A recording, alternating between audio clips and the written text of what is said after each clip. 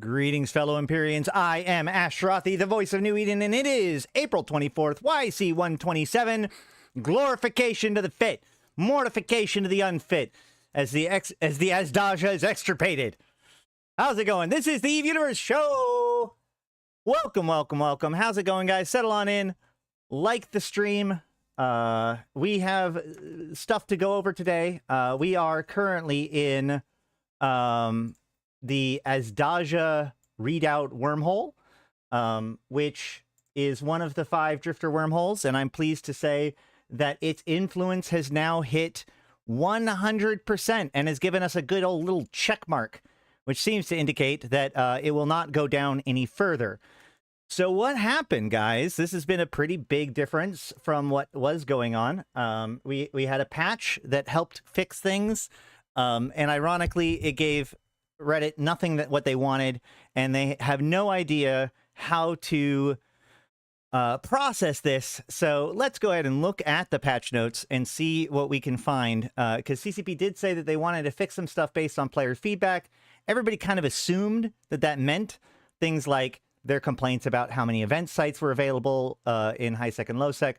But spoiler alert, I really want to make a montage, or not spoiler alert, but I really want to make a montage where I go back and like find old Reddit posts for like every single event and show that like these complaints about event sites not being able to be found or contested and all of this stuff, like this goes all the way back to 2016 when they first started introducing event sites. So, you know, whatever. That said, I will say EdenCom gratulates the advantage to this event. Hold on. Let's see how everybody else is doing. If we go to interstellar events, we'll see that the Triglavians have completed theirs. The next highest is the Amar, who are at 52%. Then we have a tie for the Kaldari and the Mimitar at 13%. And EdenCom is actually in the last place at 11%. Yes. So they patched it to make it easier for the sites to be, or the systems to be controlled. And within 24 hours, the Triglavians had completed their task. They had been working hard already, and this was just what they needed. So let's go ahead and jump into the patch notes from yesterday and try to make some sense of it.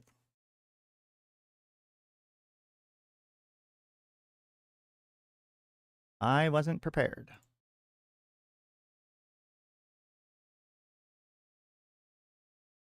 Okay.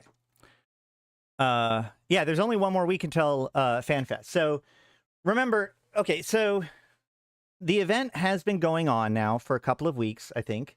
And as I said, there's been a lot of complaints about event site frequency and payout, which, I mean, I will agree, and we'll talk about this a little bit, about my feelings about the payouts of these event sites.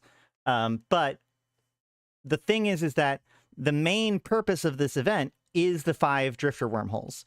So as much as the Reddit community is trying to look at like what's in it for them with event sites and stuff in high sec and low sec, ultimately these are about these hives. So a lot of these change that we saw today, or yesterday rather, were surrounding that. So let's go ahead and look at it. The following page is patch notes, blah, blah, blah, blah, blah. Nexus Reckoning. Decreases the rate of influence decay within a drifter wormhole system from 1% from 3%. We actually thought that it was 2%, and that a Nexus site increases by 3%. So this means that I believe that for the first couple of weeks, you would have had to complete a Nexus site every single hour just to fight against decay. You know, I think that honestly, a lot of this patch was intended from the very beginning. You know, they intended from the first half of the event to be very hard to complete. And then as the event goes on, they made it easier to complete. This might have been too big of a step given how fast the Triglavians completed theirs. But we'll have to see because, you know, again, remember, during the race for the Hive, the Triglavians gained more points than basically anyone else combined. So the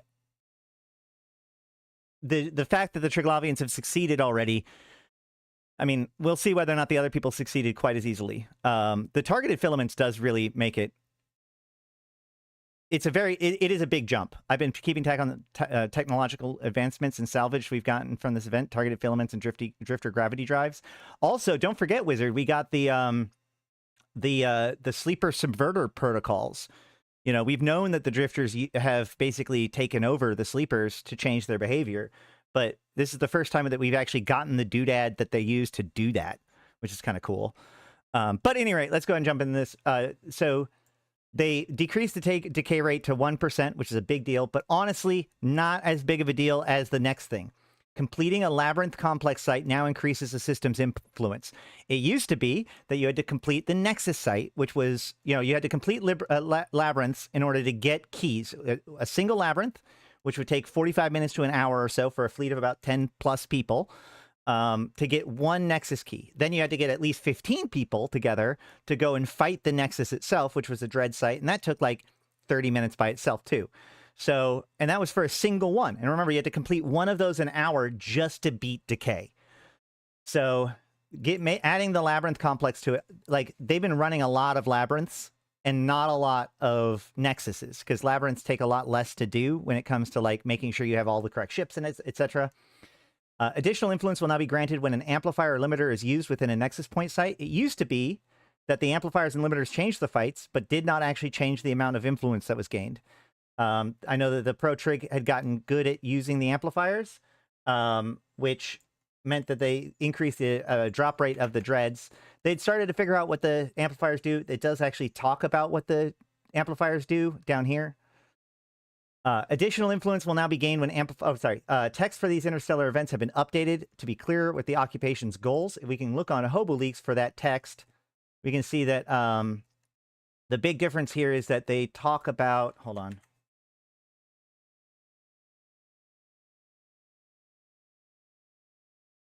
This says, at below 20% influence, drifters will regain dominion over this system and their roaming attacks will become more savage. Once it rises above 30%, Edengom will regain control.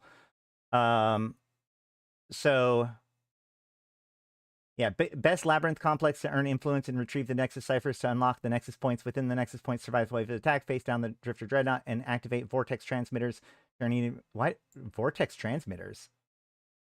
Oh, I guess that's the thing that you put the doodad in, I'm assuming. So, yeah, Vortex transmission.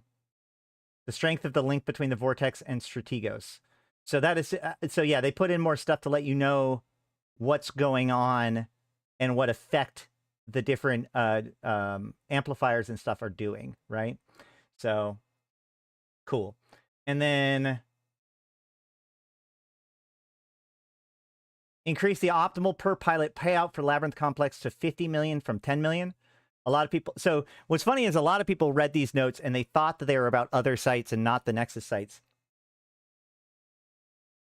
Or rather, not the wormhole sites. But so people were almost always overloading the Labyrinth complexes.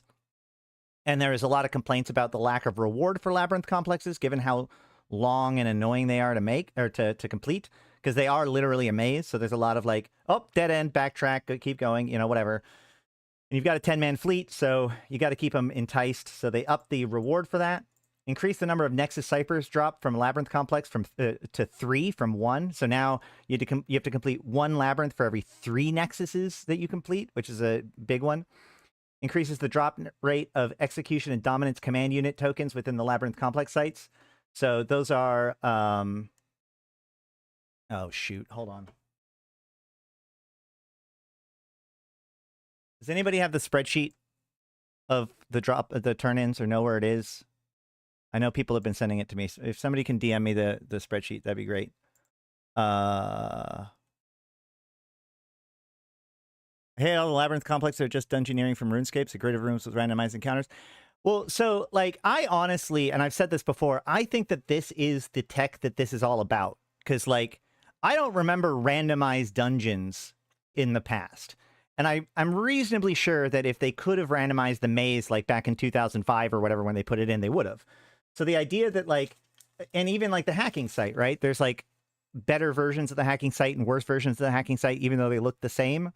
Like, these are things, and this goes back to, like, the Drifter Crisis event sites where CCP was talking about how, oh, well, there's modifiers that get applied to the site. So, each site is kind of the base site, and then there's a modifier applied to it. So like sometimes when you're doing a drifter observatory, most of the time they'll be setting off the alarm will just trigger this auto defenses. But if you have the correct modifier, then that means that a fleet will warp in. You know, it has a fleet support modifier. So not every site is the exact same anymore. I think that that's interesting. And I think that like that may or may not be. There are some examples of this. Like I remember during like the Angel event, you would either get a Angel battleship or a Serpentis battleship. And that was kind of random. And like obviously randomized spawns happen everywhere.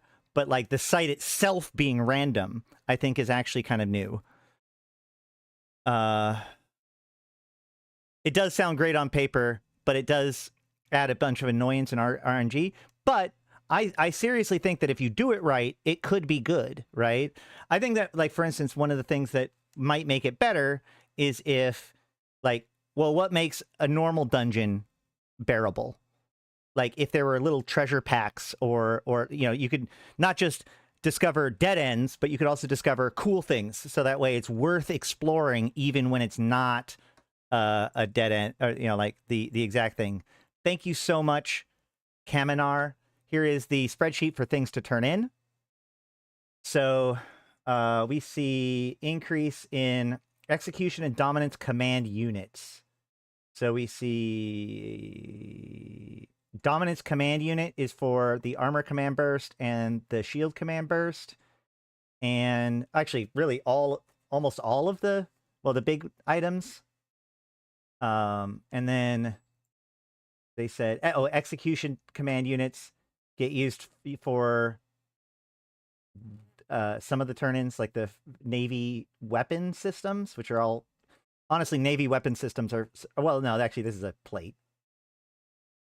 I can't believe that a 400 millimeter steel plate is considered on the same category as, oh, I guess this does take 25 execution command units, and this takes 3, so that's a little bit different. Oh, 7. Way better to do is to make it escalations that randomize, so you use different fits instead of going to a site and making it mad that they're getting more time grid than Blitz RNG. I mean, I think that there's a place for both, right? I think that there is a place in the game for mazes, for sure. We use it for the Vela's Heavy Entropic. That is a good weapon. Down here, Vela's Heavy Entropic Disintegrator, awesome. Medium Consortium Vortron Projector is also pretty awesome. And Caldari Navy Heavy Missile Launcher. I feel like I use hams on my Dark Cerberus. I feel like I use hams on the Dark Cerberus. Because that's the one time I use Caldari Navy missile launchers, and I remember spending a bunch of money to set it up, and I can't remember now if it's hams or heavy missiles. I'd have to check. Anywho, okay, so increase the drop rate of Strategos officer modules within the Nexus Point sites. So again, just making the Nexuses more rewarding for people. And they say, hey, glorification. Narrowband emission amplifiers and limiters will now affect the number of drifter hoplites launched by the Dreadnought. Midband emission amplifiers and limiters will now affect the Dreadnought's damage, and wideband emission amplifiers and limiters will now affect the Dreadnought's resistances.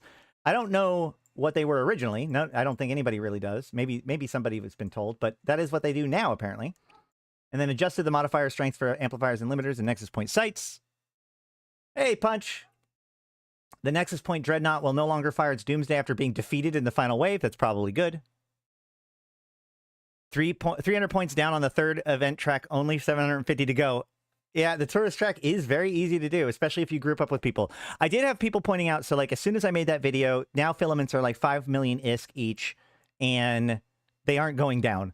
So somebody was asking me, like, what would it take for them to no longer be profitable? So you get 100 Plex, right? Plex currently is going for 600 to 700 million ISK, or 6 to 7 million ISK each. So 100 Plex is 6 to 700 million ISK.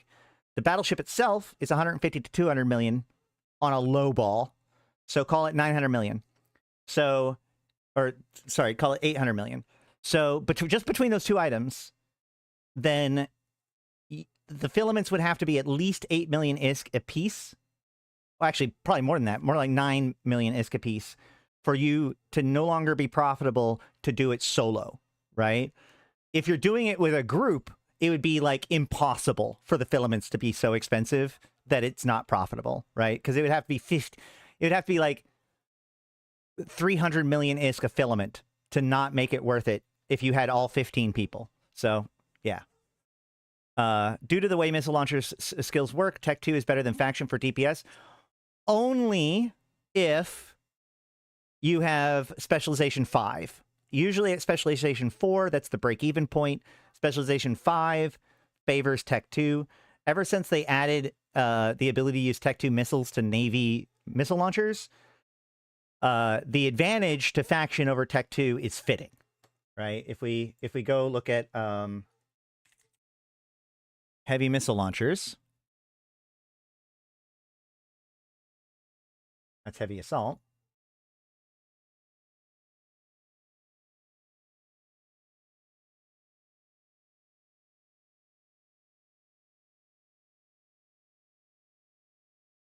We can see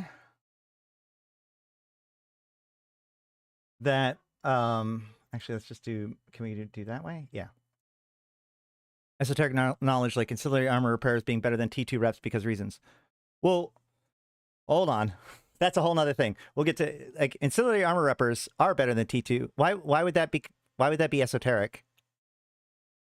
That's like what they're designed to be. I'll get to ancillary in a second. I talk about it in my tanking section of my fitting video. I haven't done my new tanking video. Hey, new PC. What's up, Stoic? Good to see you, my friend. Okay, so we can see here that the Tech 2 missile launcher does have a... Well, actually, let's just go ahead and delete everything else besides the Tech 2 and the Caldari Navy. Here we can see that the rate of fire... So the Caldari Navy is a little bit faster, right? And has a little bit of a higher capacity. But this faster rate of fire gets made up for by your Tech 2 ability. Because the Tech 2 skill... Your Tech 2 skill grants 2% bonus per level to the rate of fire of modules requiring heavy missile specialization. So at level 5, that's a 10% bonus. So that would make it about a little bit better than... Actually, I don't even know if it would be a little bit better. Than the rate of fire bonus of a Caldari missile. Hold on a second.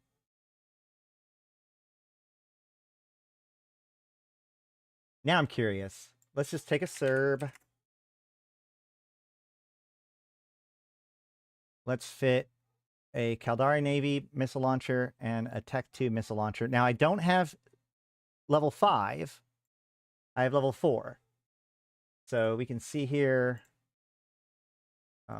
show info.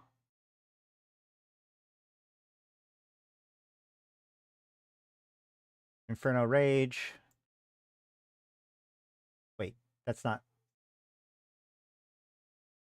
Oh, this is a heavy assault missile launcher. Phooey. I knew they looked different. Sure, somebody in the comments telling me that right now.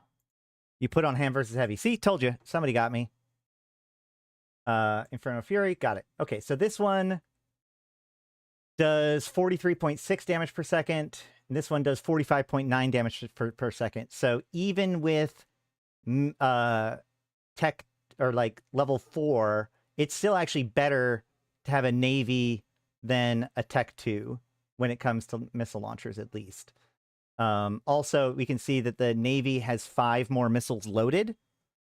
And same flight time. But then also we can see that the Navy took less power grid and not less CPU. But so Navy missile launchers are still really good.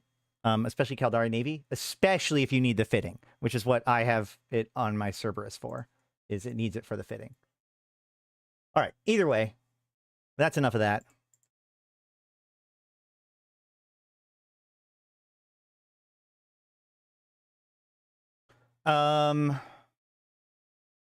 The disruption bubble with the Nexus Point site is now positioned at the center of the site. Buff the effectiveness of the Strategos modified multi-spectrum shield hardener module It just went from to a meta 13 from meta 11. So they just made the new officer shield hardener better. Wait, hold on. Let's double check that. That might make it as good as the best ones. Hold on.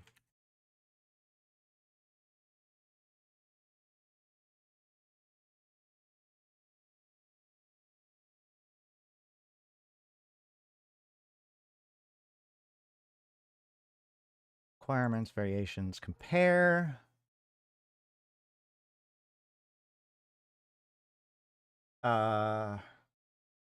If we just grab like explosive damage resistance, we see that Strategos is now okay. So it's still not as good as Vepis.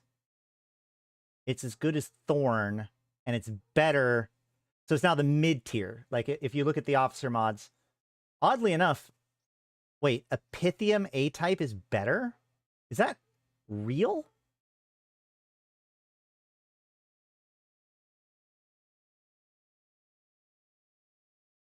Yes?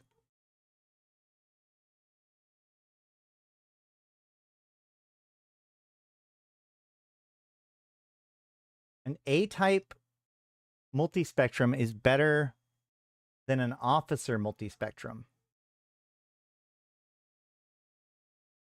I learn something new every day. Is this the only example where a Dead Space... Hey! Is this the only... Can anybody else think of an example of where a Dead Space module is better than the officer module? Like, this is just better. It takes less fitting. No, it takes more fitting. No, it's not. Help me out then. It's not the only one. I assume that you mean that it's not the only module. If somebody can give me another module type that has an A type that's better than an officer of the same kind, I'll give you 100 million ISK. First person that can give me a type. Enam? Wait. Enams don't exist. Explosive coding.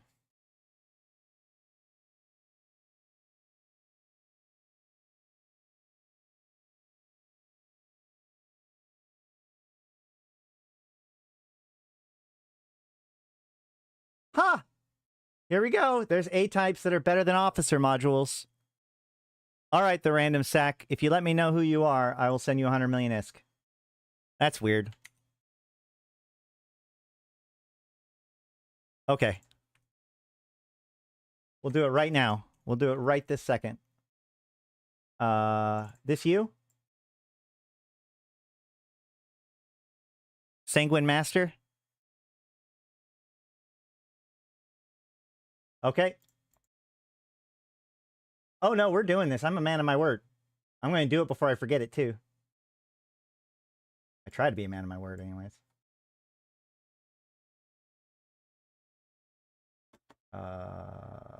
Give money. Boom. Easy. Easy. Okay. Yep. Easy 100 million ISK. All you have to do is dox yourself. It's great. All right, so back to the patch notes. Change the icon used by tokens drop within the Labyrinth Complex and Nexus Point sites. We can see that that is...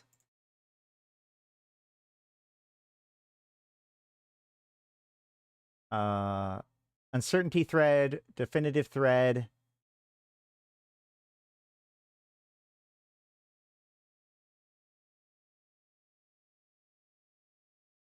Definitive thread and uncertainty thread. Well, now they just look like knowledge. Yeah, now they just look like decryptors. I mean, that's fine, I guess. What did they look like before? I don't even remember. Go and look at maybe when they put them into the game. They should now change the image. Yeah. Oh, no, they look like that. So they look like... Wait, isn't that the same? No, that's not the same. I don't know why they changed them.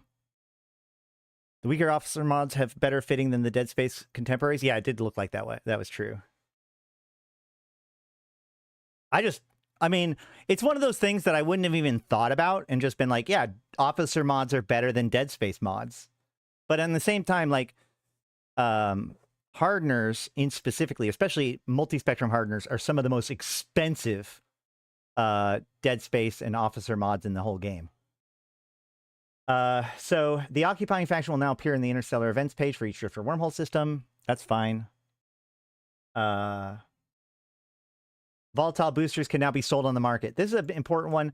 So volatile boosters include, I think that includes all of the ones from the event, right? So like these, are these volatile boosters? Yeah. Volatile compounds. So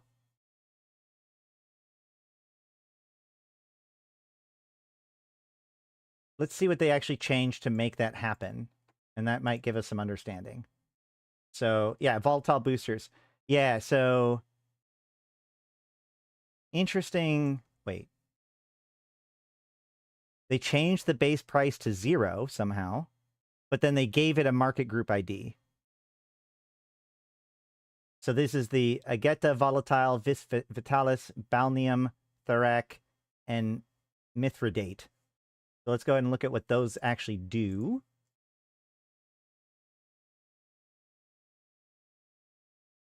What? Wait, I feel like I just went past them twice. Where was they? There they are. Nope, these are different. These are not the same ones. Wait.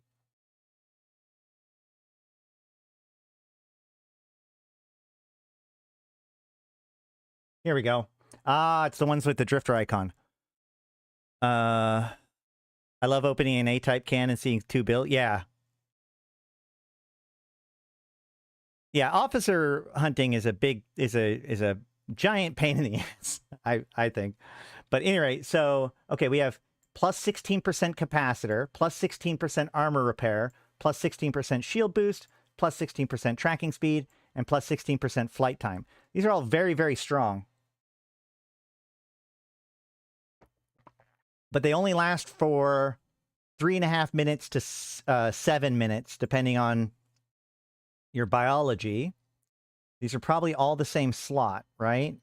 Booster slot 17, booster slot 17. Yeah, so you can't stack them together, but these are very, very strong. So how do you get these? Well, I think these are the ones that get from here, right? Mithridate, Balneum, Vis Vitalis, Thorac, Balneum. Yeah. So this is actually one of those things that I don't think people have really gotten into as much right now.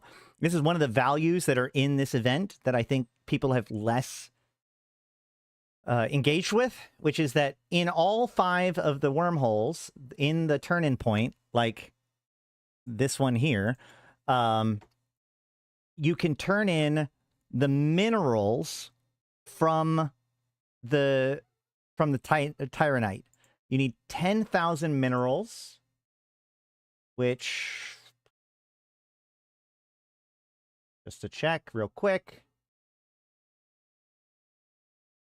10,000 minerals would take 100 M3 per turn-in.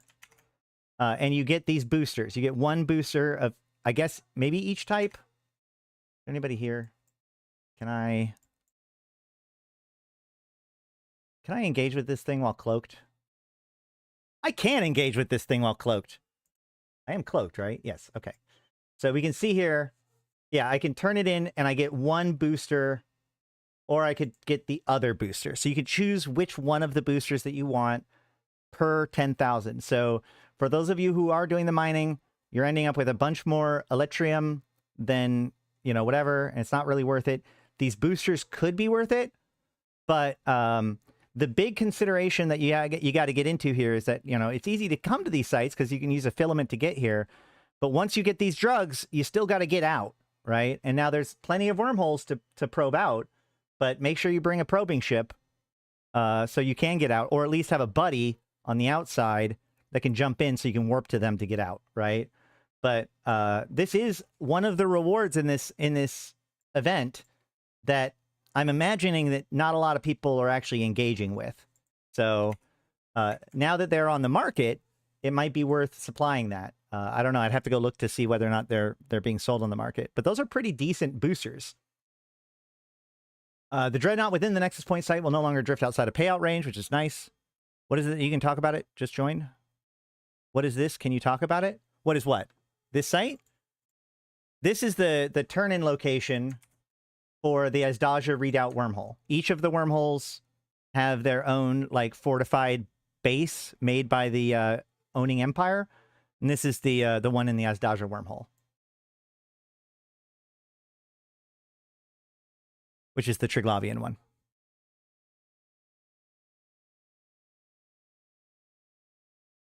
And what are available to turn in? The so I'll post the spreadsheet here, but you can also see, like, in the Azdaja wormhole, you can say, you could turn in for the volatile boosters like we just showed, and then with some of the doodads that you get in the sites, you can get a Velis heavy entropic disintegrator or a Perrin heavy mutadaptive remote armor repair, blah, blah, blah. So from each of the different sites, there's wormholes, there's different stuff that you can get for turning in the doodads. The one that you can do without having to do any of the sites in here. Yes, these are event specific and they do expire on May 29th. All of these will expire on May 29th. Yes, this is where the Kiki skin comes from. Now, the good news is that this Minos fork packed it. So here's the funny thing, okay, guys? The labyrinth is a labyrinth, right? And inside the labyrinth wanders a minotaur, and that is Minos. Minos Tyrannos is the minotaur of the labyrinth.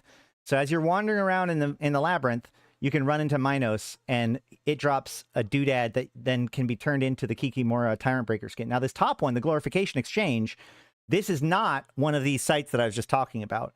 In each of the labyrinths, in all of the wormholes, you can get, once you've finished a room within the labyrinth, it can spawn a Triglavian Hauler, which is the Glorification Exchange. And so that's where this gets turned in. So not only do you have to get a Minos Pork packet, but then you have to find a Glorification Exchange inside of a labyrinth to turn it in for the Kiki skin. Okay? So there you go. That's where the Kiki skin comes from. The main combat area of the Nexus Point site will no longer rarely end up within the system sun. This was funny because a lot of people thought that this is why there weren't as many sites being spawned. Like, oh yeah, well, the reason why we can't find combat sites is because a lot of the combat sites are spawning in the sun, but that wasn't what this is talking about. The problem is that the Nexus Point is like located based on the sun, so sometimes it was just messing up and putting it in the sun. Not the normal sites in HiSec or whatever. Have you figured out what these are for? Electron spin resonances? Those are for the sites that are in Pochfin and wormholes.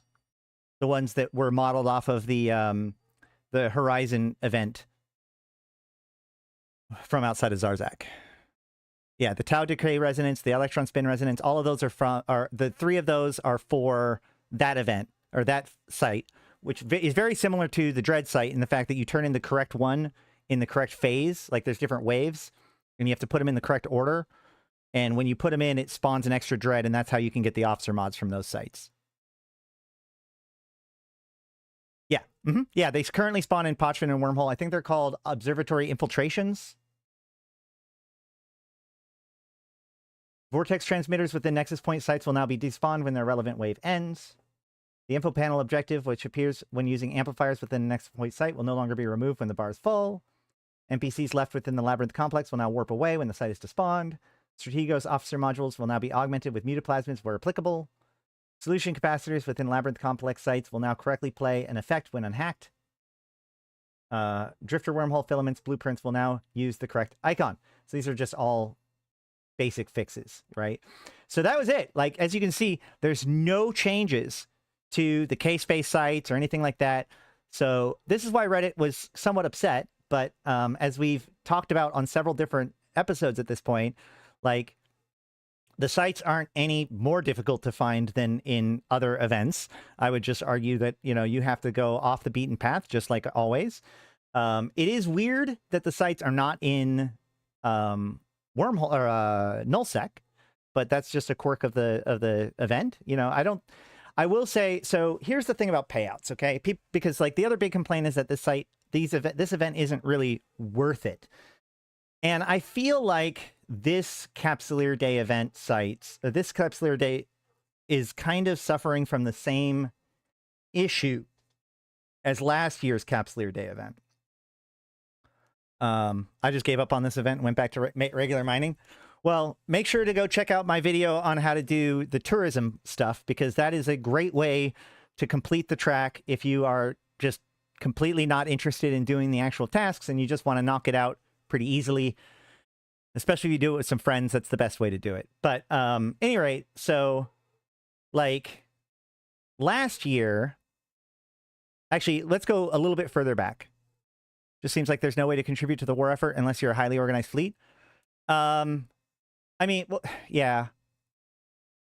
Well, the point is, actually, first of all, I don't think that the Triglavians' fleets are always considered to be highly organized. But that being said, what I think that this does, yes, it requires us to find a fleet, but it also requires people to have those fleets, right? So, like, let's think about it this way. Right now, if you wanted to, you could join, like, say, the Triglavian Collective Discord. I'm sure that the other groups have their own equivalents or whatever. And then when you get the ping, you just show up and they'll welcome you in and you can fly with them. Doesn't matter if you've never flown with them before, you know, whatever. And it gets you to be able to be engaged because they need people in their fleets. And so they're opening it up for people and people are able to get involved. If it didn't require that level of fleet, then that fleet would not exist for you to be able to join, right?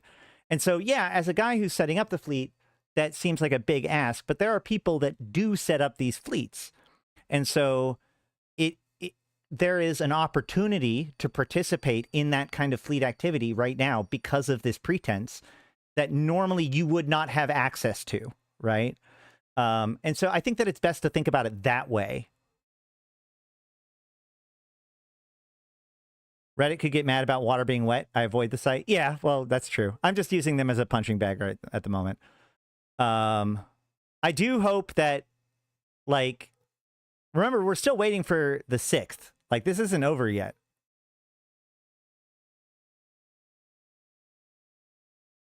Actually, I've been hearing that the Trig Collective, one of the things, I don't know if this is true, okay? But there has been some stuff I've seen that seem to suggest that there are people within the Trig Collective that are interested in actually helping out with the other wormholes now that the Trig have completed theirs. Because they, you know, agree with the drifters or with the Trig that, like, the real threat is the drifters, and we should use this as a rallying point against them. I don't think that this event is going to go much past the 6th wizard, but they have pretty well signaled that this is the culmination of the crisis, right? Like, if we go back to news and we see, like, Capsuleer Day live now. The stage was set.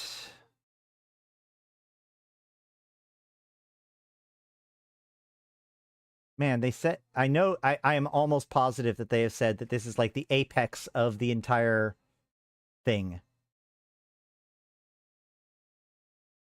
Capsuleer Day will reach, oh, that's Capsuleer Day will reach its zenith.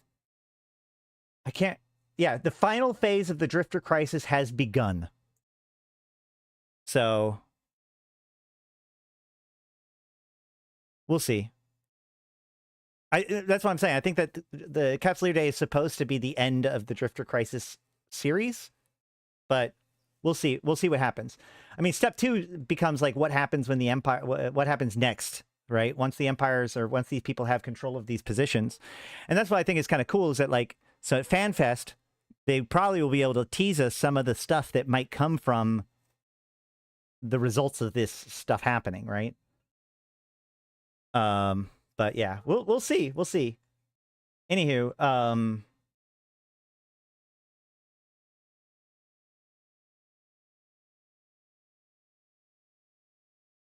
issue is with the other drifters wormholes have different effects, and the Trig Drifter wormhole is easiest with Wolf Riot, great for cheap key fleets. It is true. However, I have absolutely, like, we were running around in the Amar wormhole almost fine in just rifters, so it's not impossible. Like, I will say that the Trig definitely had an advantage, but I also would suggest that the Trig definitely won right of first choice. So, of course, And you know what's funny, actually? You know what's hilarious about this? People, I heard specifically the Trig or the Caldari guys complaining about this whole thing with the wormholes, right? And the issue is, this is a good example of like how the empires do things that favor them and not us. Yes, the Trig one is a Wolf Riot, exactly, which makes it best for the Trig with like Kikis and stuff like that. Like the Trig choosing Wolf Riot makes a lot of sense. But the good example is the Caldari one, right? So the Caldari one is Irie? Yeah, the Conflux, right? So yeah, it's a pulsar. So they're saying like, oh, this is bad for us. And it is, like, don't get me wrong, it is probably one of the harder, well, actually that's not even true. Which one's the worst one for wormhole? Or for which one was the one that was always bad for us? Hold on, let me go look. Oh yeah, it was the pulsar one, right? Pulsar is the hardest one. Or is it cataclysmic? No, I think it's pulsar. Yeah, so when we did Drifter Hives, maybe I think Dutch is doing a fleet right now, so he's probably not here. But I believe that it was the Pulsar one that was always the hardest one for us because this signature radius bloom made it harder to dodge the Drifter Doomsday. So if I remember correctly, Pulsar was always considered the hardest one of the Drifter Hives, just for that sake alone. However, if you think about it from a Caldari point of view, you could definitely understand why the wormhole with bonus to shield capacity and bonus to you know, these different bonuses, like this, you could understand why the Caldari would choose the Pulsar, right? It's not for you, it's for them. And that's the thing, is that happens a lot with these kinds of things, is that like the Pulsar being Caldari feels like a choice that was made for the benefit of the Caldari, not necessarily for the benefits of the players supporting the Caldari. It just so happens that, you know, what's good for the Trig is good for the players in this particular instance, right? That said, honestly, with the way that these sites work, I mean, if you've got 10, 15 people and you're set up correctly, you should just be able to dunk the labyrinths. I could see somebody arguing that the Nexus is too hard or something like that, but yeah, it is fair, absolutely fair play that the person who won the event gets first choice. Let's remember really quick. Oh, why did I go after the monthly economic report? That's not right.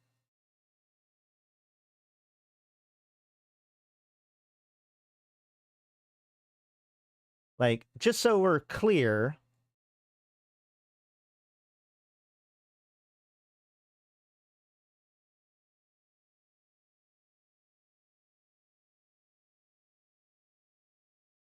that's the end of that. Oh, maybe, yeah, no, I think it's the same one. Oops. Isn't it the same one? Nope, nope. God damn it. Which one is the one? Whoa.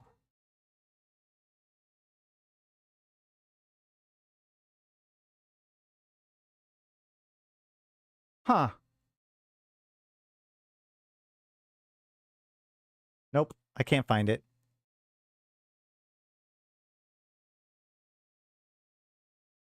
Is anything related to this event popping in nullsec? There is very little happening in nullsec involving this in this event. I will admit to that. Here we go. Maybe? No. God damn it.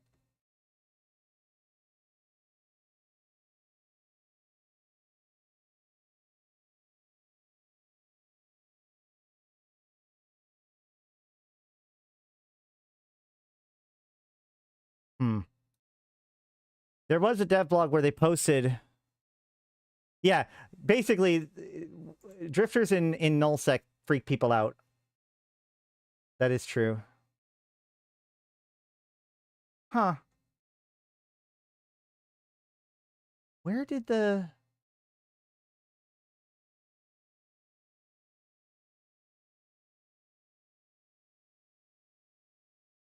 That's crazy.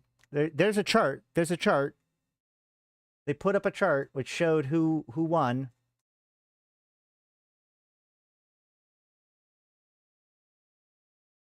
Yeah, that's right. It has the mining site and the Drifter Crisis site. That being said, though, I will say this. Remember, nullsec, you can do the tourism fleet just as easily from 1DQ as you could from JITA.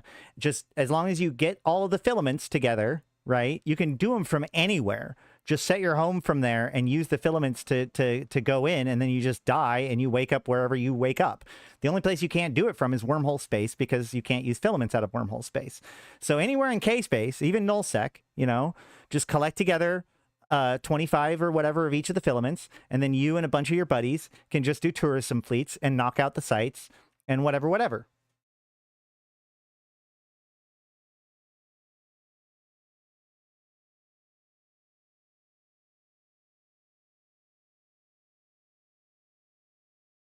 I'm so sad.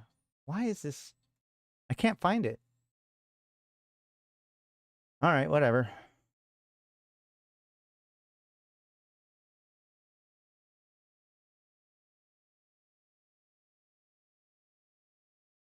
Does anybody know where the chart for who won is? I feel like that should be Nolan. Where did you post a link?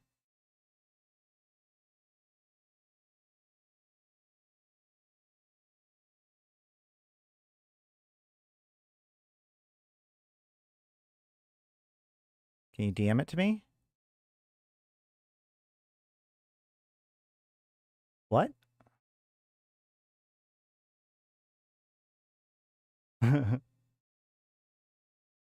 Yeah, just DM it to me. So you get 20 points per filament visit the first time around, and then you get 10 points after that.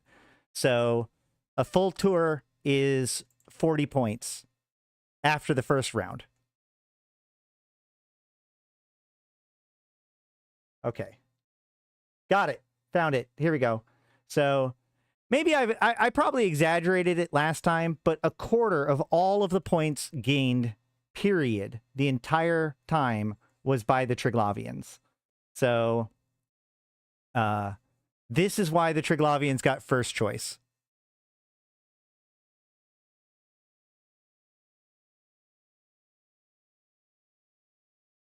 All right. Let's see. I think that's it for the patch notes and stuff. We can move on. What else did we want to talk about today? There's definitely things I want to talk about today. You need 24 of each filament exactly, given that you need to visit Nexus points in the lab. Great. Yeah, and that's assuming that you've got no other points in any other way, right? Because you can always get... Also, I watched a thing, I read a thing that was saying, oh, why can't the mining event, or mining track be repeatable? It is repeatable. You just also need to build some stuff and sell it too. Like, whatever, man. Get over it. Yeah,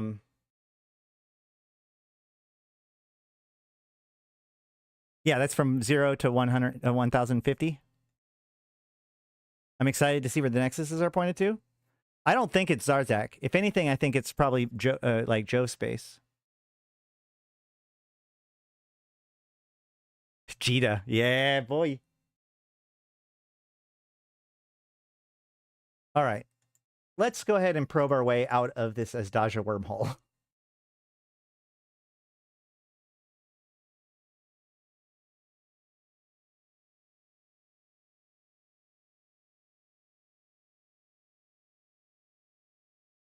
Are there solo sites in the trig hole? No.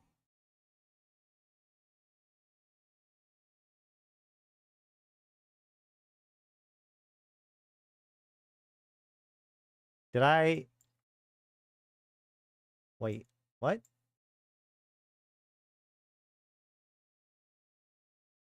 No probes launch. I managed to not launch probes when I cloaked? Okay, cool, cool. There we go. Should I move my stuff out of Jita? I don't think so. Like, I think, if anything, it's just going to be disrupted for like a day.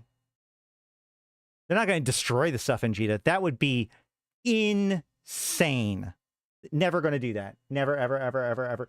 Do you know? So like CCP, that would be a headache for CCP for the rest of time. Because people would come back, their shit in JITA would be lost or whatever. CCP would have to deal with it. You know, you think abandoned structures are bad. CCP would be dealing with that for the rest of time. Even if they were trying to be okay with it or whatever, they would still have to deal with people being mad about it for the rest of time.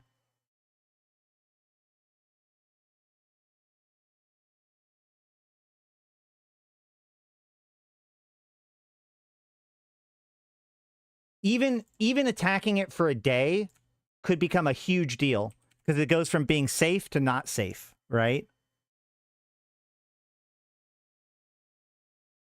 Waffles, here's a spoiler. Most of the people that would be bitching about it are also nullsecers.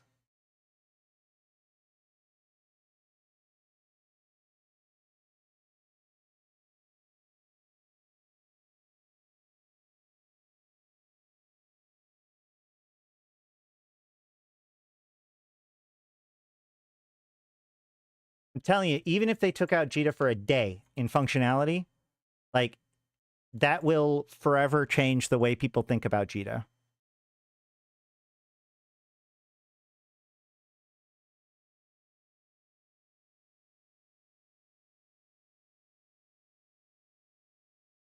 I'd be fine with JITA being disrupted. Galente bias? Yeah. Well, in theory, Luminaire will also get attacked.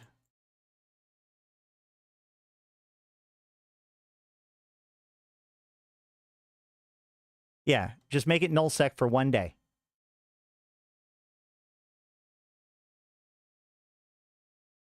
The special nullsec, like Trig did, though, so like no Sinos, obviously.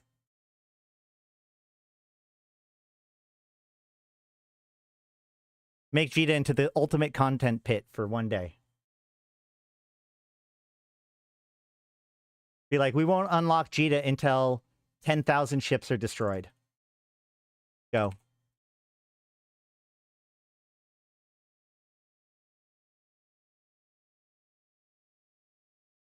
You know, it's weird that one of the things I find really interesting, even though you could, like, I can tell you the story about how JITA became the main trade hub, because it wasn't always the main trade hub. You know, at first, ULI was the main trade hub because it was so centralized. And then they rearranged the Stargates around ULI to make it less centralized. And so then people moved to JITA because it had the most number of high-quality agents.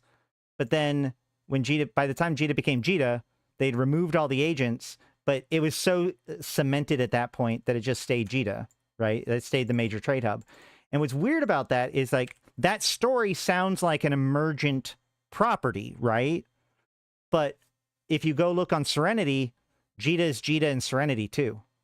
Like, there's a lot of differences between us and Serenity, but JITA is still JITA in Serenity. That's one of the reasons why they changed it to JITA Trade Hub. It used to be that JITA was just JITA because JITA was JITA.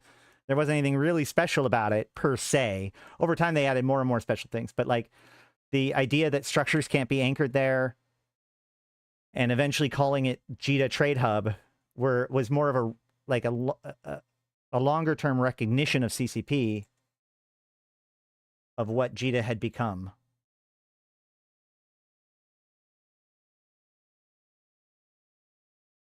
The Serenity of Nyarja and Hisek. So, okay, here's the thing. Serenity and Tranquility run on the exact same database. This is actually why during invasions, they had major fortifications. They technically had massive invasions too, but every single system that went live on Serenity, Edencom won. They had almost no support from the Triglavians. The Edencom won every single fight. So we didn't get any massive invasions. We only got massive fortifications. So, like, when they completed a system and captured it for Edencom, it would go massive fortification on our side. So, because, again, there's only one database. So they had to make it so that, like, if one side did it, then the other... They couldn't make it so, like, one side the Trig would win and one side Edencom would win. That would be... They wouldn't be able to do that. So instead, they made it so that there was, like, certain buckets Like there's a list of all the different systems, right? And then they had priority buckets where there were some systems that would only be eligible to go live for Tranquility, and there were some systems that would only be eligible to go live for Serenity. And this is because Serenity and Tranquility, again, like even though JITA is the same, a lot of things, the priorities are different.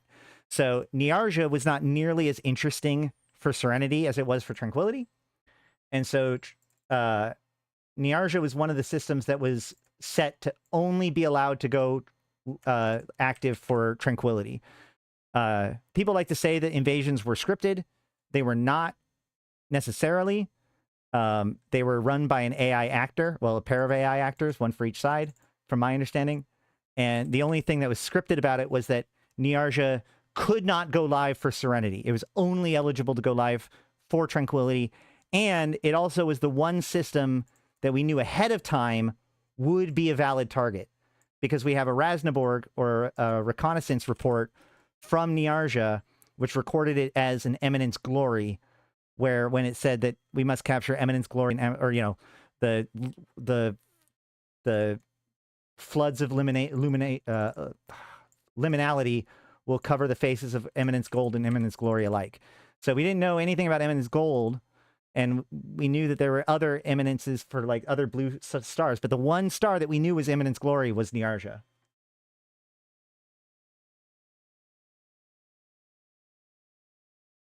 But when it went live, how it went live, and how it went down, all of that was completely a matter of the AI actors and players interacting.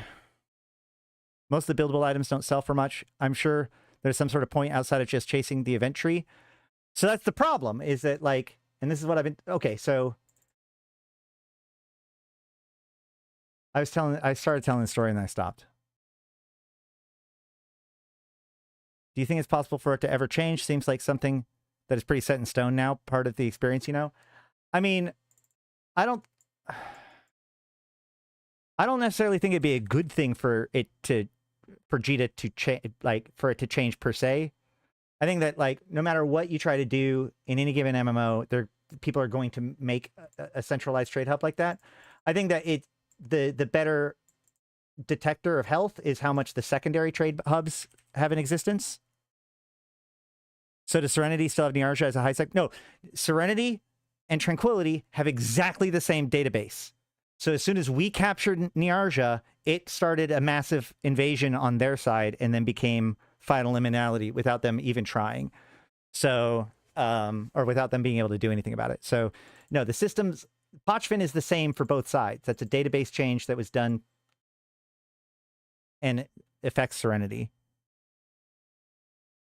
So that's something I point out when people talk about how invasions were scripted. Like, Serenity got fortified every single system that went live on their side. If we had just done the same thing as Serenity, then the Trigs would have lost. They wouldn't have captured 27 systems. So, and like, yeah, CCP could have... Dodixie's better than it used to be, man. Taking out Niarja really helped Dodixie. I am not doing a great job scanning down wormholes all of a sudden. Decentralized trade, you add a scaling tax similar to industry indices. The only way to really make JITA not as centralized is to make all faction high-sec islands. I think that one of the best ways to do it would be to make it so that there's a bonus to manufacturing an Empire stuff within those Empire's stations and or areas. Therefore, making it, like, reinforcing the idea that, like, stuff that are, like, Amar stuff would be cheaper in Amar space and then has to be, like, imported over to JITA. Like, you'd have to give a reason why you'd want to be in one place versus another.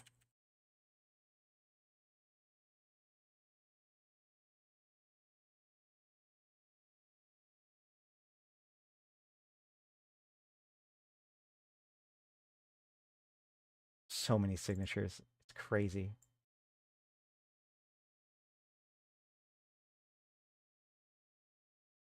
Like, have regional sales tax compete with one another? Yeah, it could be cool.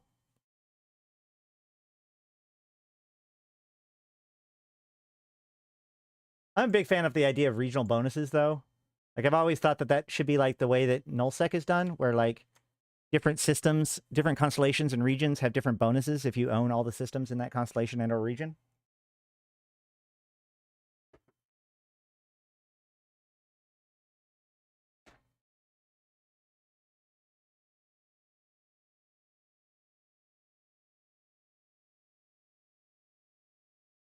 Yeah.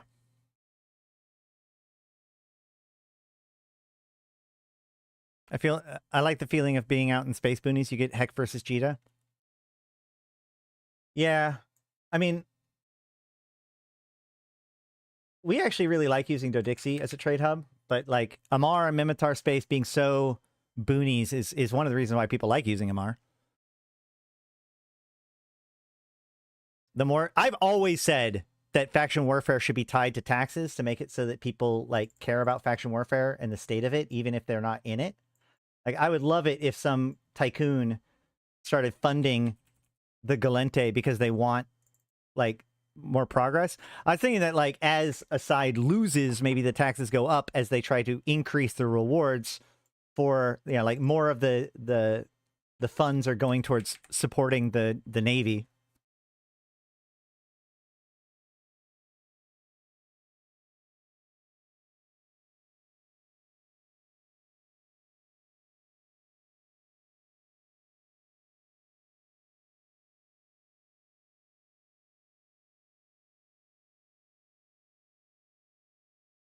So, okay. A few years ago, CCP did a crossover event with Doctor Who. And the idea was that, like,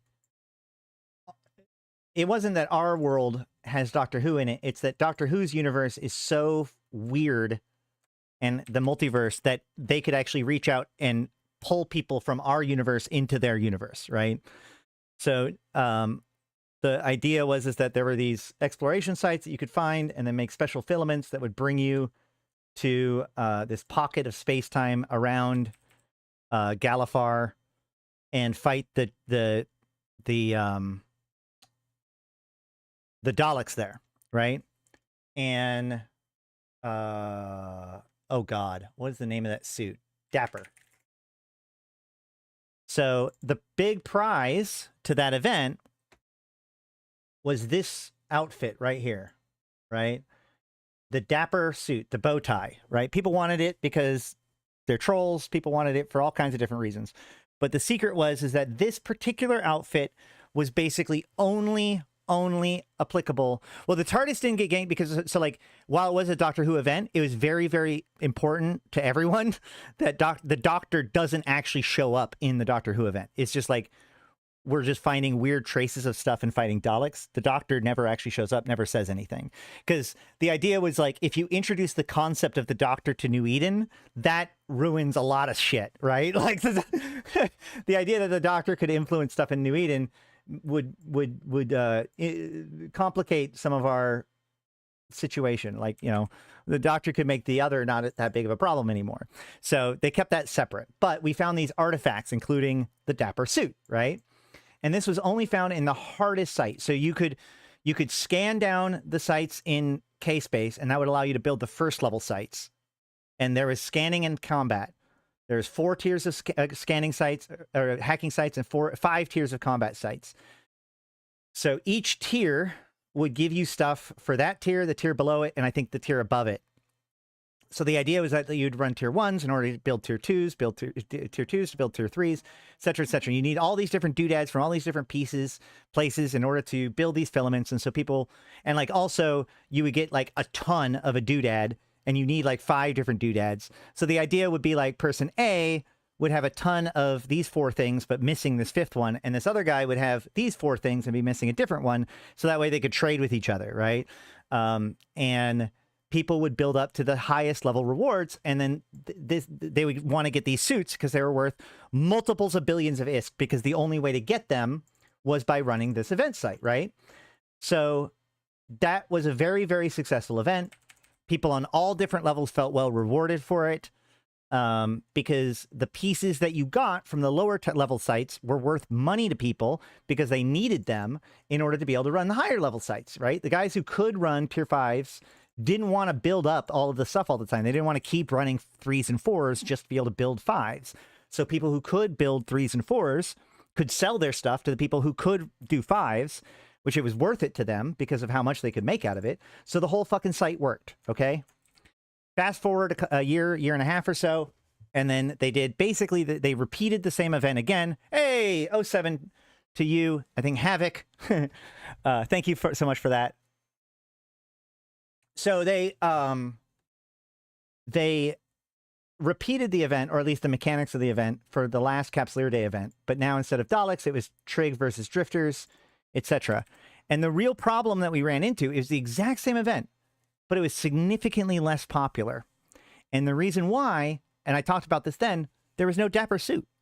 And not only was there no Dapper Suit, there was no equivalent of that, right? I think that they dropped some Genolution implants or something like that, but they didn't add anything new or anything at all that was like in the top sites, but nothing else. And that was the only way to do it. And so while the top sites did become pretty valuable for the people, it wasn't so popular that value trickled down. And so I remember that the people saw the event as being less interesting, less valuable as the previous one, or as the original Doctor Who event for that reason. So the key here is that in both of these cases, and in the current case, you have an idea that you have to run one site in order to get the stuff to be able to run another site. But what matters is that top site, that top thing. Yeah, Genolutions are great, but they're not 3 billion plus isk suits that you know that will only go up in value, right? It's a totally different scale. So, in the same way, we now have an event where, like, the reason why people run the lower tier event sites is to get the pieces. Like, the event is about the nexuses and now the labyrinths. We know that because those are the only things that actually influence the outcome of the event, right? So it's all about the nexuses. The doodads that you're getting in the combat sites and the hacking sites are to allow you to go to and run the nexuses. The reason why you run the labyrinth is so that you can get the keys, so you can run the nexuses, right? Everything feeds into the run the nexuses. And the nexus is valuable because A, there's an intrinsic value in the fact that you want the wormhole to be yours, or you want to win for your team, and the influence, the meta goal. And then there's the extrinsic reward, which is the officer mods that drop in that site. So the idea is like, okay, well, if the site drops officer mods, then it's worth a lot of money. If it's worth a lot of money, then the stuff that it takes to do those sites are worth a lot of money, right? So if running the Nexus sites was valuable enough, then the emissions and stuff that it takes to run the Nexus sites would also be valuable, as people would need those. And the people that need those just want to run Nexus sites. They don't want to go farm for the emissions. But here's the problem. Every combat site has an emission slice. Now, granted, you only need 3 out of the 6 emission slices. So already half of them are useless. And you don't even need all of them. Or, you don't need them at all. But let's assume that people do because they want the officer mods. If they want the officer mods, then they're probably going to want the amplifiers, not the limiters. So already half of them are not worth anything. And secondly, for every Nexus site, you only need 3 of them, right? One of each. So basically, and a Nexus site is 15 people. So arguably, there will need to be 3 times as many people running combat sites as Nexus sites to break even. Now, I'll let you guys guess if there is more or less than 3 times as many people running high-sec combat sites as the most dangerous fleet activity PvE that is also considered kind of boring going on right now. Bet you there's too many emissions out there. And the problem with that is it makes it so those combat sites, those very same combat sites, which should be valuable, right? Now the only value that's in them is the 5 million ISK or so of the commodity doodads that can be sold, right? Because the blueprints that drop in there that should be valuable to other people, everything's flooded, so it's not, right? And then so that also goes into the fact that, like, the filaments weren't worth that much because people didn't know how much they were worth at the time. So even if you got the filament, then, or if you got the BPC, then the amount that it took to actually build it, because everybody need, like, they're so common, they're not valuable, which means they're not even worth the mineral it takes to build them. So the whole economy of the event collapses. Now, I think that that's the reason why you're supposed to be able to turn in minerals for drugs, but I think it would have been easier if that turn-in wasn't in the wormhole, so that way there would be a nice little output of the minerals that people, like, gravitated towards. They made it so the amplifying node would give you a higher chance of a certain mod, while limiting would lower the chances of that mod. I mean, I think that that's kind of what they did. I don't actually know, like, what limiters are supposed to do. I just know that they think that amplifiers make it, like, better for officer mods, so that's basically what they use now.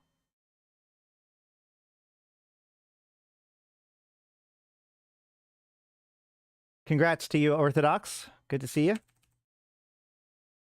Remember, if you are a member, make sure to tie it together with your Discord, so that way you can get into the members-only chat in Discord.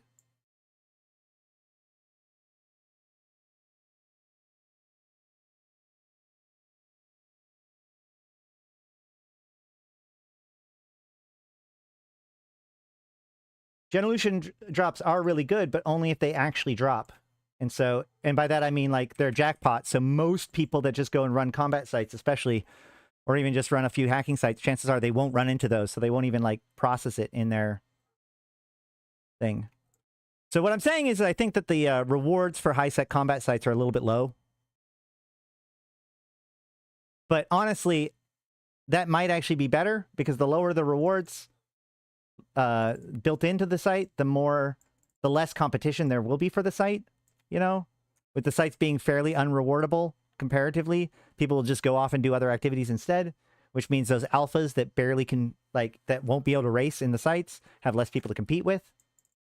I just think that this event is actually extremely alpha friendly in a lot of ways.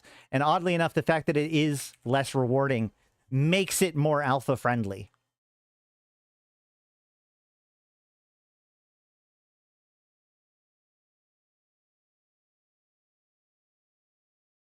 Because I'll give you a hint, other players are not alpha friendly.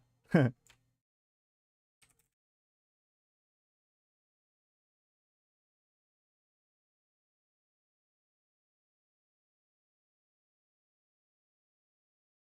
I should start looking at some of these wormholes instead of just continuing to scan them and seeing. I'm looking for, what I'm hoping to do is find a low-sec wormhole that preferably isn't in faction warfare space, because my goal for today is, we've done combat sites, we've done the tourism stuff. I want to see how hard it is to actually find these exploration sites.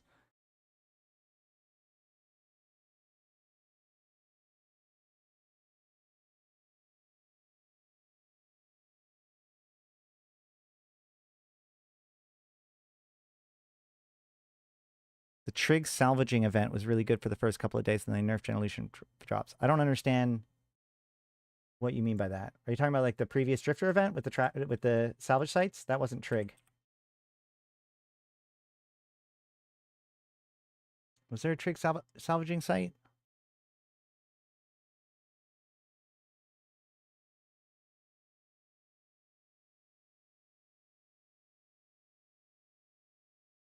I feel like bookmarking all these wormholes and making it available for the pro Trig people, just because I'm putting in all this work. But whatever. This is a good way to make a lot of safes. The more you build filament, Trig battlefields full of... Oh, yeah. That wasn't salvaging, was it? That was hacking. But yeah. I do, like, I will say that I absolutely dig the hacking filaments. That was fucking awesome. The idea that, like, I can hack without having to hunt for things to hack is, like, glorious to me. I mean, yes, the exploration part of it, the searching for them is part of the fun, but it's also kind of fun to just go in and hack 15 cans all at once. Is having a full match set of implants worth the cost? Got one so far during the event. So they do augment each other. CA 1 and 2 is significantly better than CA 3 and 4. And having a fully matched set is definitely good. The reason why, we've talked about this last time, I think, but so genolutions are also known as asshole implants because basically you can make fittings for the genolutions or that use genolutions that nobody else will be able to fit because genolutions offer fitting, power grid and CPU on the 1 and 2 slot, where normally in order to get more power grid and CPU, both the power grid and the CPU implant are both on the 6 slot. So you can improve one or the other.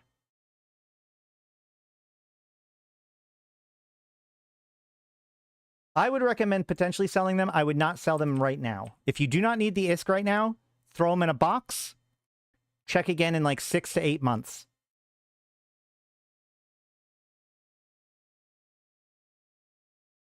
Same with any skins, really anything that you get in an event, or like if you buy a skin on the market or whatever.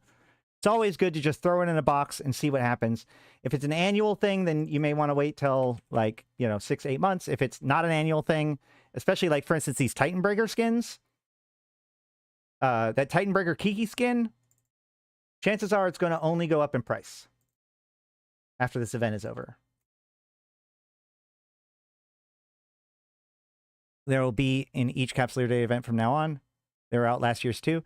I mean, yes, that is true. Like they've always been associated with Capsuleer Day events, and like they seem to be more of a staple, but they are super rare anyways. And it's just kept them to the same value that they are now. They used to be a lot more. I'm glad I got a full set of black body skins for cheap. Whew. Are you using them or are you selling them? Are you using them or are you saving them? Because those are going to be money. I'm sure. I'm almost positive. Unless at FanFest they announced some pretty big fucking bonuses to Skinner. Speaking of which, I want to make a FanFest. FanFest is coming up in like 2 weeks now, so we need to make a FanFest bingo card. What is the black body skin? We were showing it off the other day.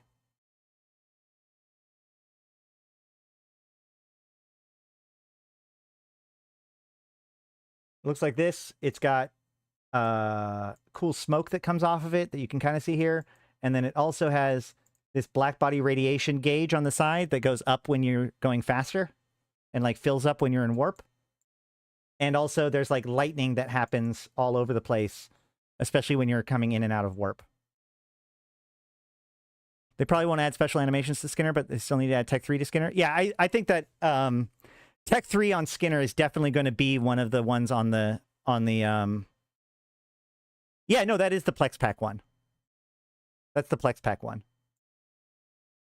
Black Body is the Plex Pack. Tyrant Breaker is the event skin. So Tech 3 Skinner is going to be on the bingo card for sure. But also like particle effects being added to Skinner, or at least being added to customization, maybe through Paragon. And, they showed off better customizations like smoke and stuff added to structures. That's another one that we're waiting for them to announce stuff about.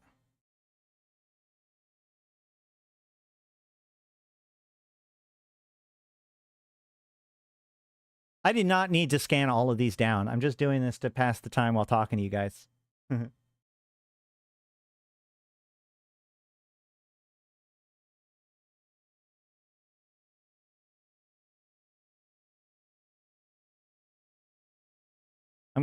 Good job for using them.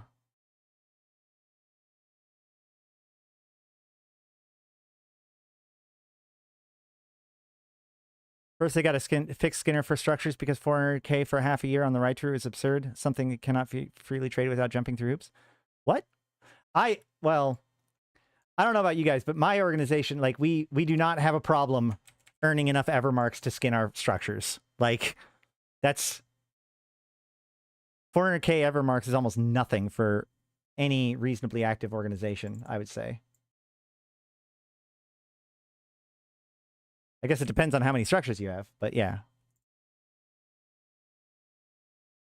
Chill mining and high sec. Hey, can't beat that.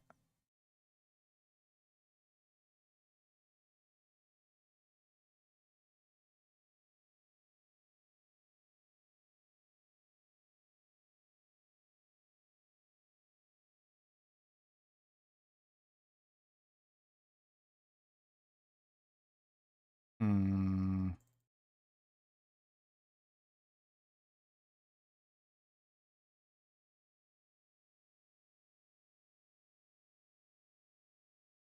More the issue of is a holding corp, main corp. Yeah, so what we did was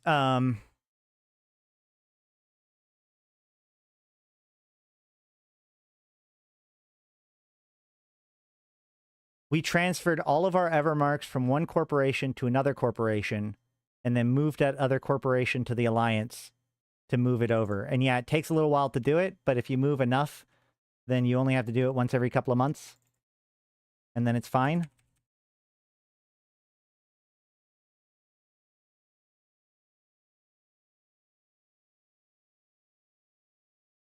Nice. Yeah. Or like once a year. Well, it depends on how much structures you have and how much you need the Evermarks. Well, so the thing, okay, here's the thing though about Evermarks is that Evermarks only work, like the entire point of Evermarks is to have a currency that is incompatible with ISK. So that way CCP can add things and reward things in a way that cannot just be equated by ISK. So making Evermarks sellable is not the solution. Making it so that there's more customization options that you can unlock through it, so that way you can have your own sense of progression and interest. That's the real answer.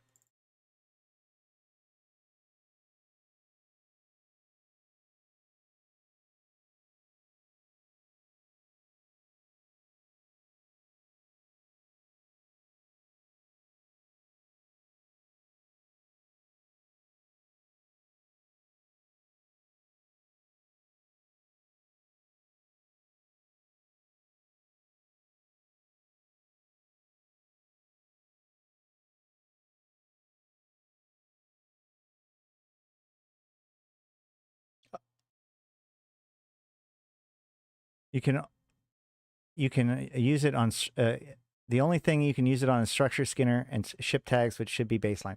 Again, that's what I'm saying. Like the real answer is that they need to add more customizations that can be bought with Skinner, right? Like that, or not with Evermarks, right? Like the fact that we're now 2 years into it and there's only logos still is very weird to me. Like it really does show, like, I feel like they abandoned that path line.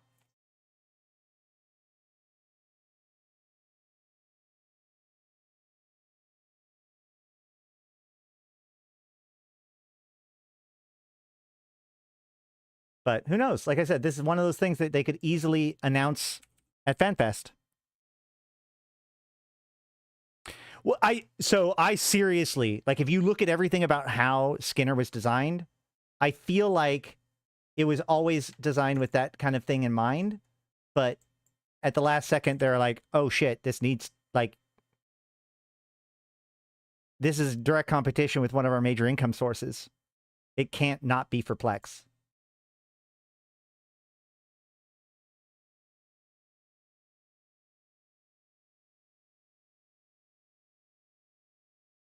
I'm still, yeah, see, and that's the thing is that it's not just the fact that I want to be able to spend Evermarks and stuff. It's the stuff that they showed for Evermarks, the holograms and other stuff like that, that, like, we need that shit. And they've shown us it. That's why I want them to, like, it's very possible that in 2 weeks' time, we're going to see a bunch of new customization stuff. That's one of the main pillars of EVE's development right now. One of the 4 main pillars. Any predictions for the next big thing? I mean, that's kind of what we're sort of talking about now. It's hard to say, honestly. Again, I think that a lot of this Drifter stuff is in support of Vanguard. So I think the next big thing is further integration with Vanguard as they get closer and closer and closer for it to be ready to be like a full-time thing.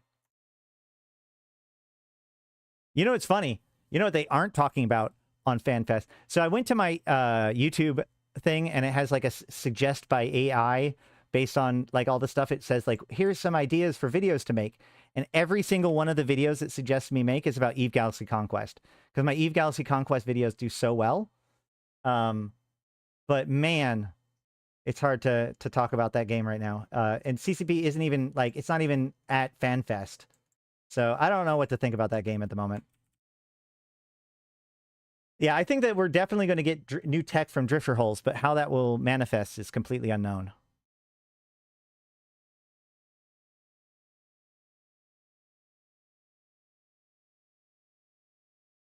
We really are at like a stage where like, I don't know if they're going to do more development into nullsec. I don't know if they're going to jump to something else, because we've now had 2 or 3 major expansions involving nullsec. Like, we could really go anywhere right now. What's up?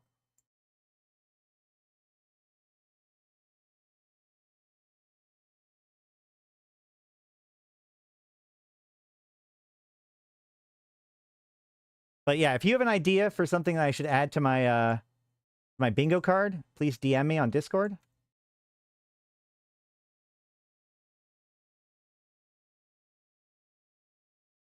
I'll link the Discord in chat just in case.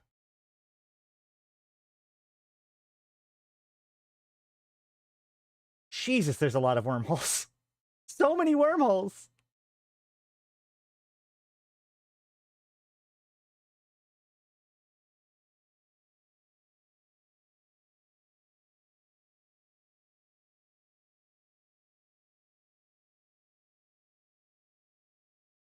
I think we're getting closer to a new tech level, gravity drives, Jove materials, etc. What that tech will be offered to players, I cannot say. No, I'm still not done.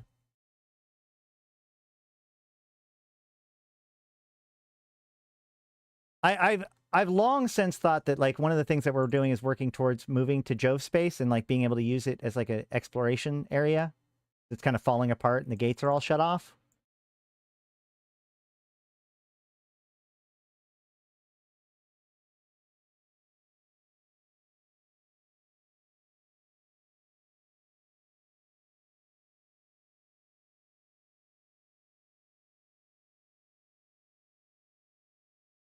Next week we should go over what to expect for FanFest. Yes, that's pretty much what we're going to be focusing on next week. That's true.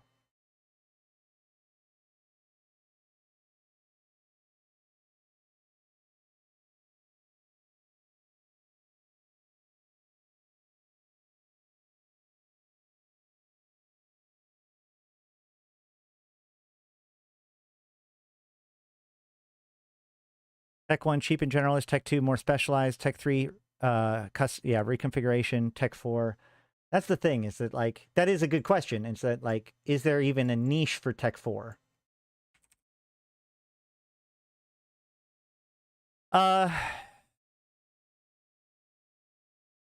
Yeah, I mean, carriers did get a little bit of love, but I think that carriers could definitely use more love. And, of course, supers would be next.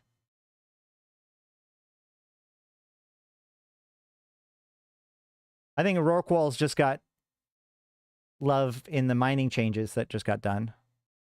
I agree. I think that you would see an expansion of T3 rather than T4. Like, what does a T3 battlecruiser look like, or frigate, for example? Also, what does a T2 carrier look like?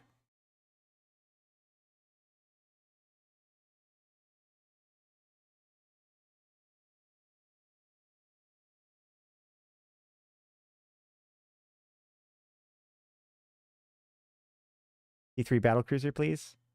Look, man, I just want my command ship Drekovec.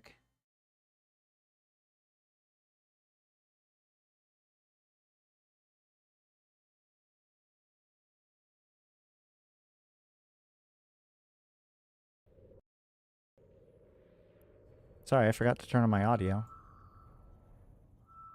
I want a command destroyer with a bonus to mining boosts. So, a porpoise? You want a Hick Stormbringer?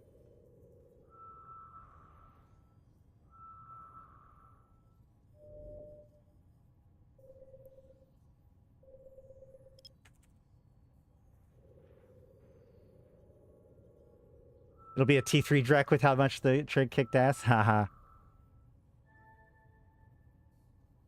It would be interesting if they like redid the Porpoise to be closer to like a command destroyer. Not only is it throwaway, but it's like more combat oriented.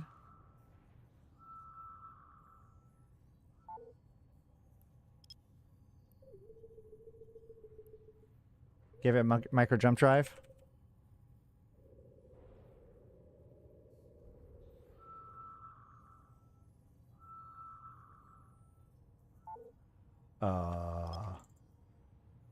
What?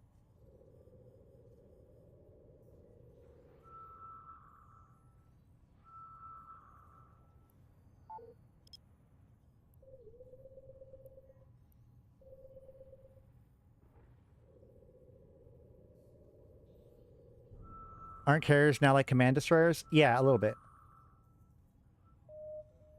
Don't they also have conduit jumps? Yeah, they are also kind of, they can bridge like a Titan too.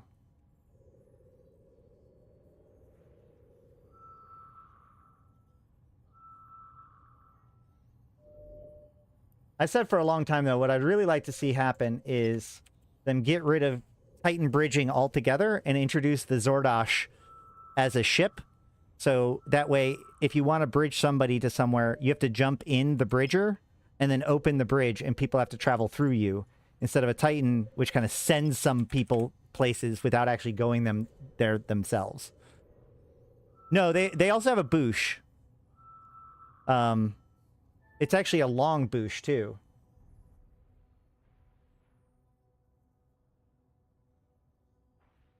Capital micro jump drive. No, capital micro jump field generator. This module spoods up and then teleports the user and up to 50 nearby non-capital ships, along with their drones, fighters, and probes, 250 kilometers in the direction the ship is facing.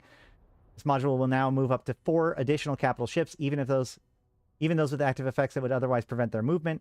All ships teleported will retain their movement direction and velocity. And it can only be fit to carriers.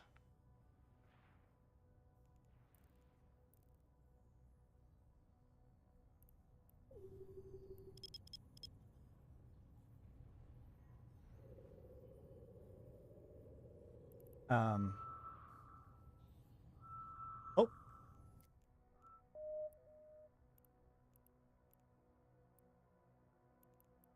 Oof.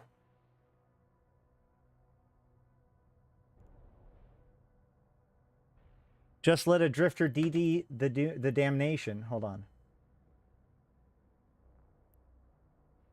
Oof. Wait. Okay. So the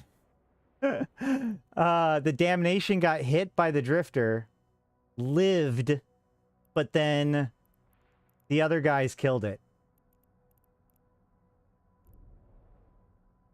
True motherships, essentially a mobile Asterhoos that would probably be super hard on the back end. Yeah, I mean, I want ships that like link together. Ooh. Yep. That sucks.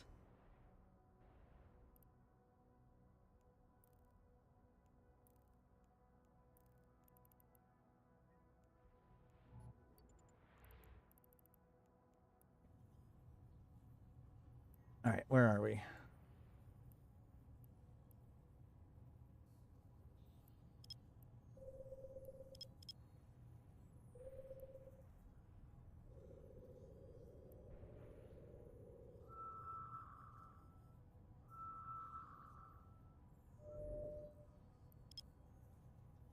I do think it'd be interesting. Like, supers are supposed to have like the projected E-War stuff.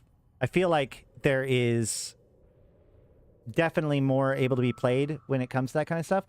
But the real problem when it comes to those kinds of ships and balancing them is that a lot of time, if you're going to be like, you don't use a super by itself often. So if a super is fighting, it's often fighting in high tie-dye, and it's high enough tie-dye that a lot of those extra functionalities and stuff stop working as well.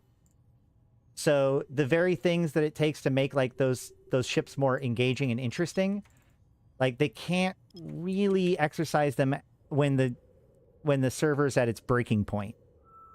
which makes it really hard to balance those ships given how much they get deployed while the server is at its breaking point.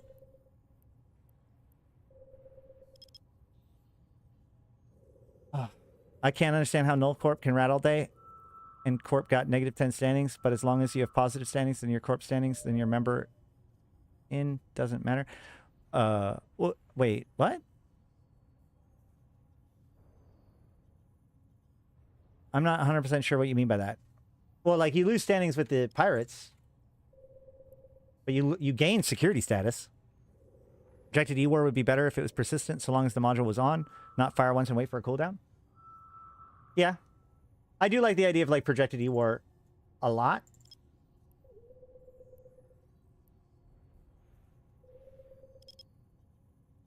Are you hyped for FanFest announcements and in-game events? I'm pretty hyped. I'm pretty hyped.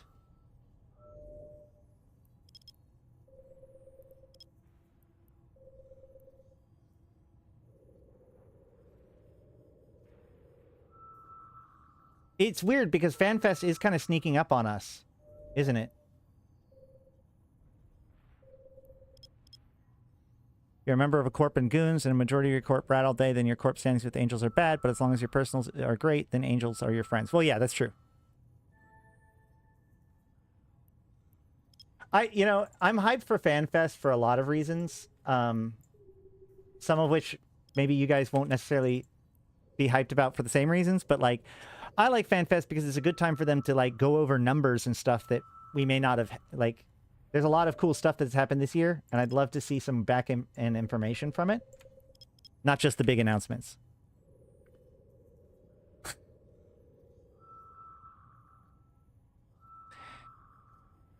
Thanks, Drake. How you doing?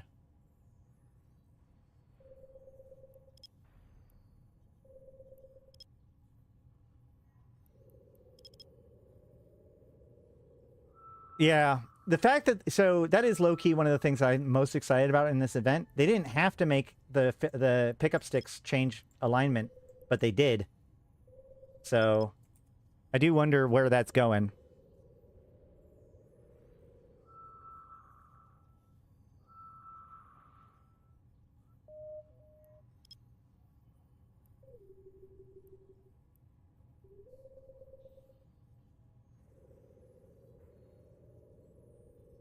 Well, yeah, they do, like, they do talk about the fact that it's aligning too.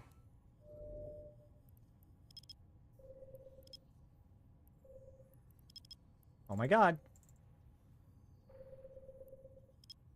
But G244 now randomly spawns in any of the drifter holes. If we look at the map, I mean, like, it could be that they're mapping to the different attack points from the map. Although I think the attack points on the map did the attack points have 5 or 4? I think it was just 4, right? 1 for each empire?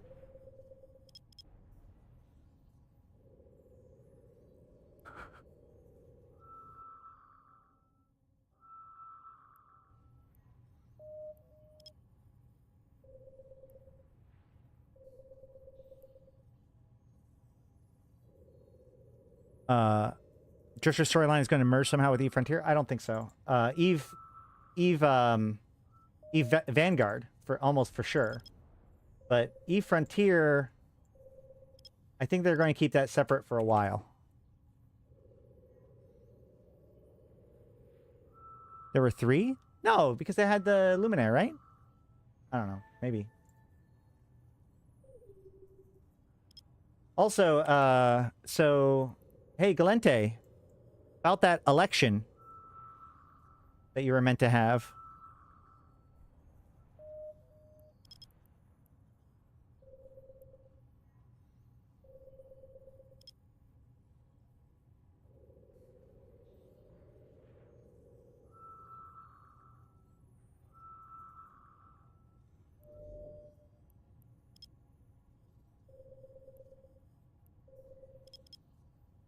There are 4 points, 1 on each empire, but only 3 of them had lines leading to and from the points of interest, and the Galente didn't have lines pointing to it.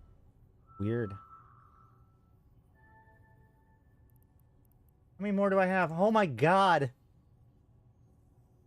Look at all these wormholes!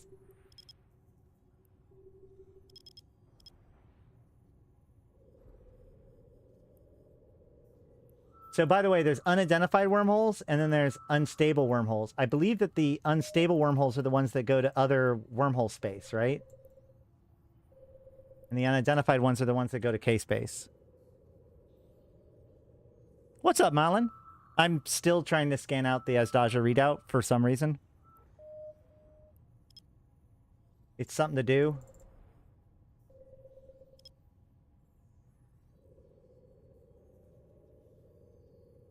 Have it after the parties.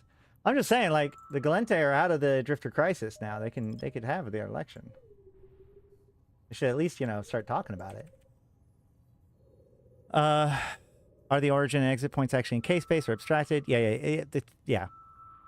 Am I trying to get out? I mean, in a manner of speaking, eventually I do want to go out, and I go out through a low-sec entrance. But I'm also just kind of hanging out with people and scanning.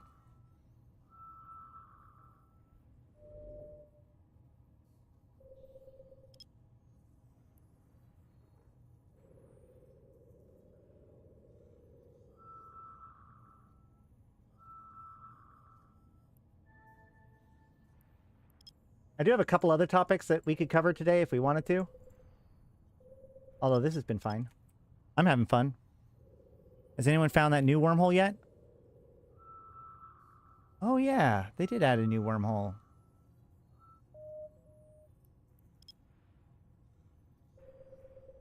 I don't think so.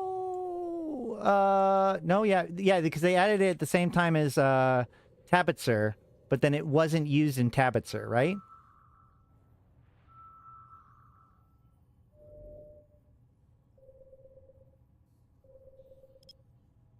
It might have just been an experimental one.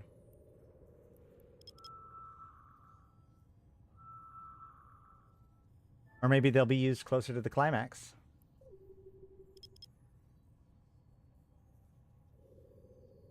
It's just another victim of the bolt cut butcher. Yeah.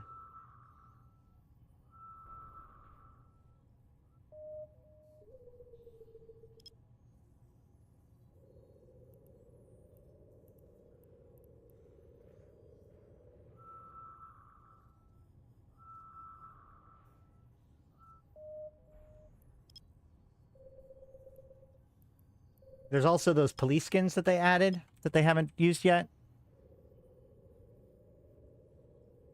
Yeah, well, one of the things that they do often is that, or not often, but one of the things that they have done nowadays is they'll add the items in and then later change the details of all of the items so that way, because if they add the item in and then change it, it's harder for us to detect it.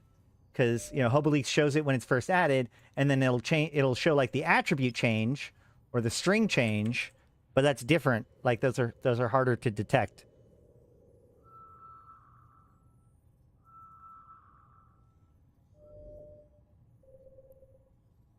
In fact, for a while they were calling like new items that they're adding in, they were like snark. They called them all different like kinds of snark.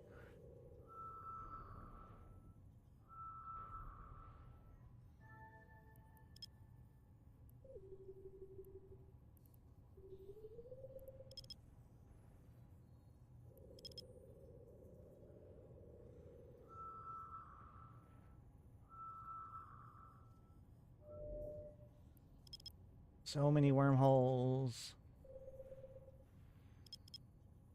You have a good system with keeping information hidden behind right-click items. Well, so I remember back in 2019, there was like a whole thing. CCP, Rise, and I talked for a while because like they were very interested in what we could and couldn't see via Hobelix. So they did a lot of tests and stuff, and so they devised methods to make it so that they can put stuff out that we don't immediately tell. So like that right-click, so that way it sends it to a URL, and there's no way for us to necessarily figure out what that URL is by looking at the stuff. Like that's a pretty decent solution, yeah. So far it's worked. We haven't cracked it yet.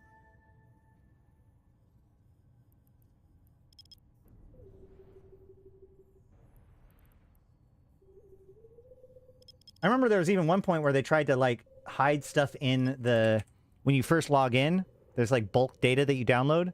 They tried to hide stuff there and people still caught it.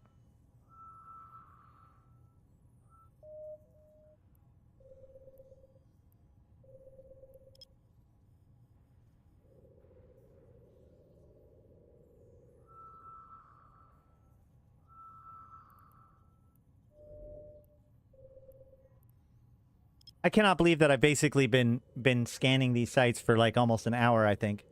Because it didn't take me an hour to go over all the news. This is what you guys came here to see, is me scanning down the Azdaja wormhole, right? That's it?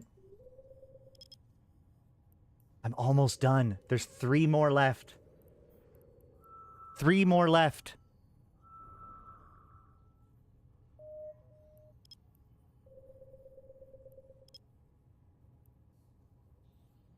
Oh my god.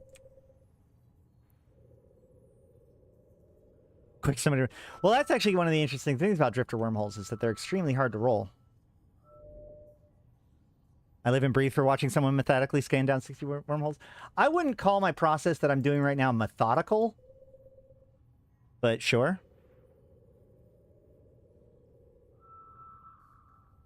$16 rounds left.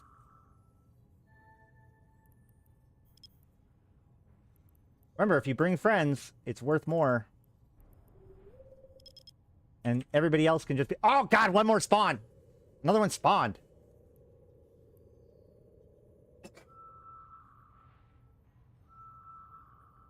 I have more people watching now than we did have watching on Tuesday, so I will stress that, like, if you think that this event is hard or annoying or impossible to finish or whatever, go watch my previous video about tourism. It is 100% foolproof way of running the event, making a profit. Doesn't matter if you're an alpha, omega, whatever. And the more friends you have, the more of a profit you can make.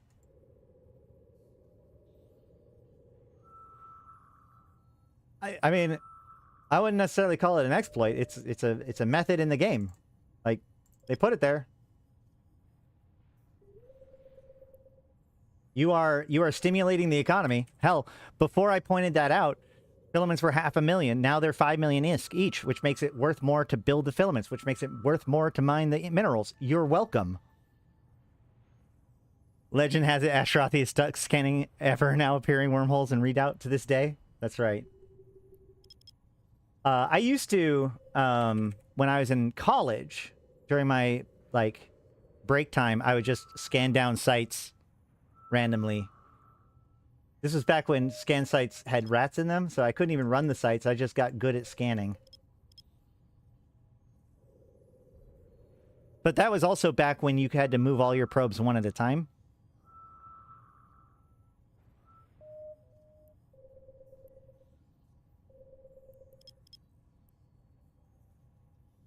When men were real men. And women were real women. And small fuzzy blue creatures from Alpha Centauri were small blue creatures from Alpha Centauri.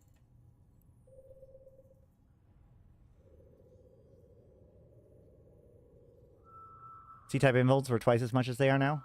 Wait, what? Oh, yeah. Well, the big thing was that combat probing was like a legitimate skill that people had to hunt for back in the day. What if EVE Classic announcement at EVE FanFest? I think EVE Classic would be a terrible idea. And I challenge anybody to actually point to a time in which you would do EVE Classic. Unlike, so like WoW has a treadmill where each content kind of resets the schedule for everything else. EVE expansions actually just build onto the game. So, like, when you look at WoW, there's like the Wrath of the Lich King phase and the Pandaria phase or whatever, and each one of those is their own kind of universe. Whereas in EVE, like, if you get rid of an expansion, all you're doing is getting rid of stuff from that expansion. So you could argue like, oh, well, I don't like Fozzie or whatever, but like, and like, I think it's fairly safe to argue that the universe is better than it ever has been. Like, the game is better than it ever has been as far as like balance and having interesting choices and ship variety, etc. I just don't think it makes sense in the same way. If you want EVE Classic, I mean, on it. So what's interesting is if you want like an EVE that's more EVE than EVE is, that's what EVE Frontiers is, in a weird way. All right, I am done. I'm done-ish. Look at all these wormholes. I can't even get them all. All right, so we're going to go look to see which one of these is a low-sec wormhole. We're going to sort by ID.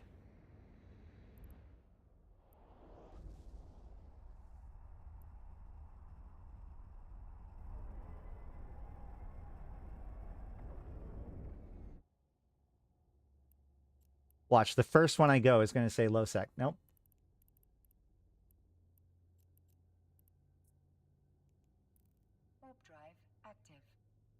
Frontier even has an in-game browser again? Holy shit.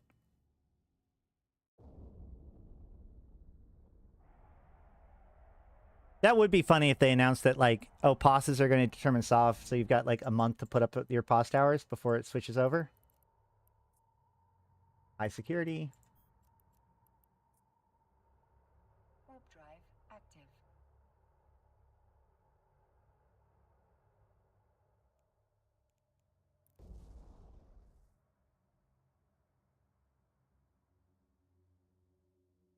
I do want to, like, show... Like, there's been a bunch of stuff for eFrontiers, so maybe next week we'll also look at some eFrontier stuff. Null security.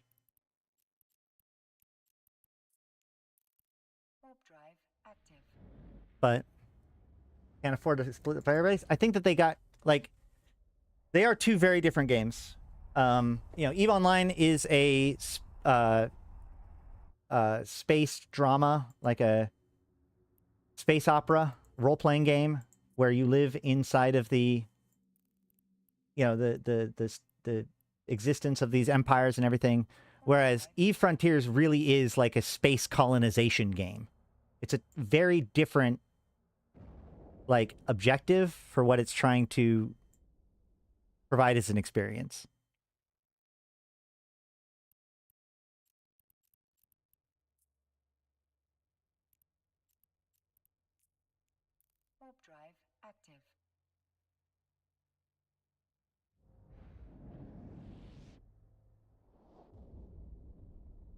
EVE Frontiers really embraces the idea that this is like another physical space that you project into and colonize. EVE Online has a lot of that, but, like, it's very much like a game first. Let's see. That looks juicy. BLN.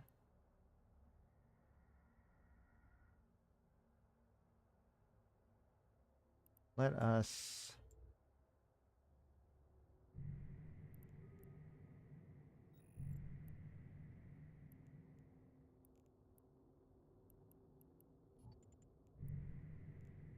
I'm just gonna burn to the wormhole and cloak at the first sign of anything crazy.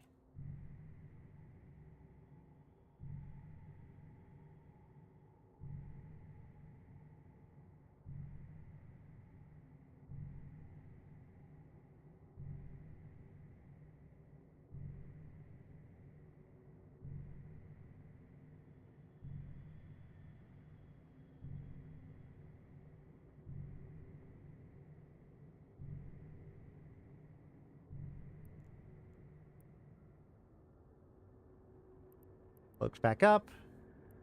Ready to jump. Jumping.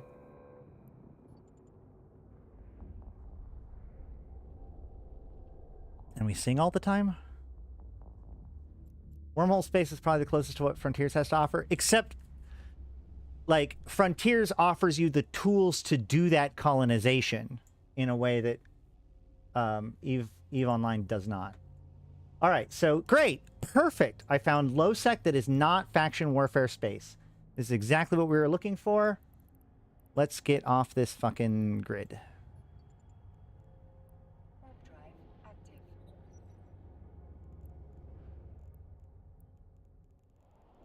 Local. I am the only one in local. This is perfect.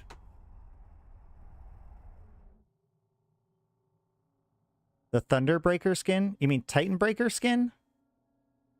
What?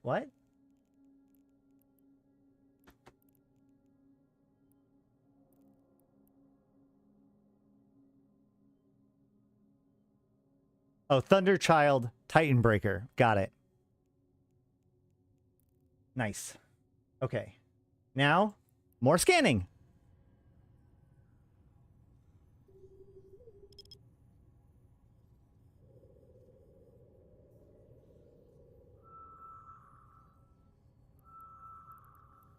There's a sleeper. So in this system, there's 3 sleeper foundries, by the way, guys. So, you know, that's the low sec site. So obviously you can find them. Anybody who suggested that there's only 1 per region is like insane.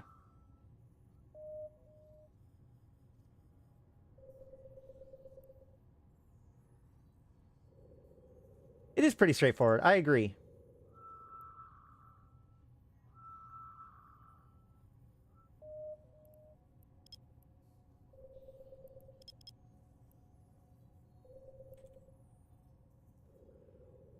People don't like to move away from Jita. That is a big part of it.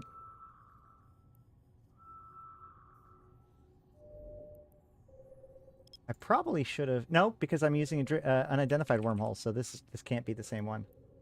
Ooh, scanning difficulty 1. Combat site. So this is going to be... This could be a observatory.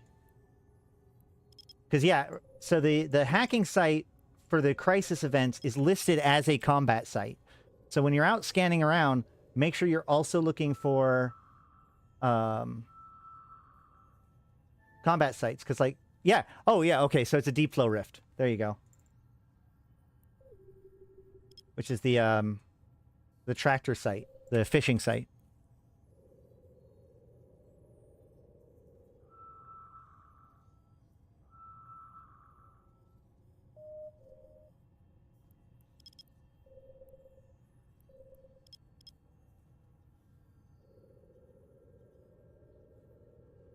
Yeah, Sancho sites are traditionally some of the best hacking sites in the game. Data site. So this can't be correct, right?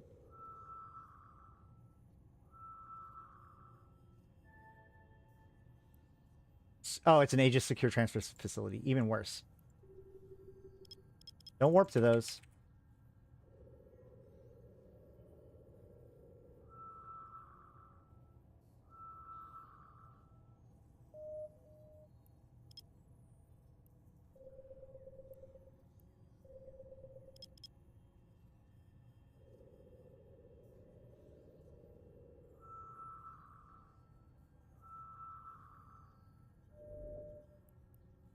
Oh, another tier 1 combat site. I think it's going to be the bottom one, right?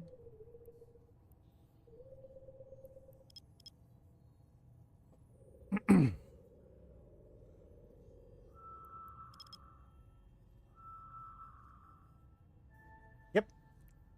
Sancho's outpost. Boo.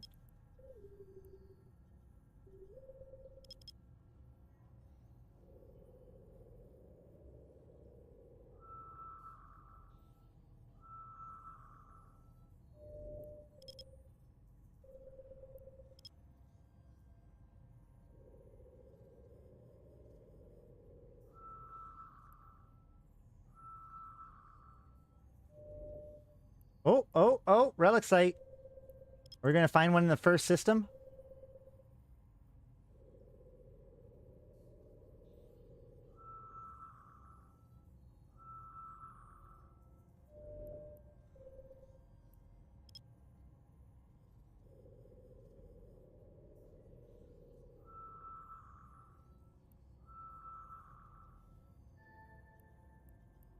Nope. Decayed sentient core. Man, I was just talking about this yesterday. There's like, I know you always find what you're not looking for when it comes to exploration, but when you find sites that should be the right type, but then are not, I feel lied to. Yeah, the observatory is a combat site.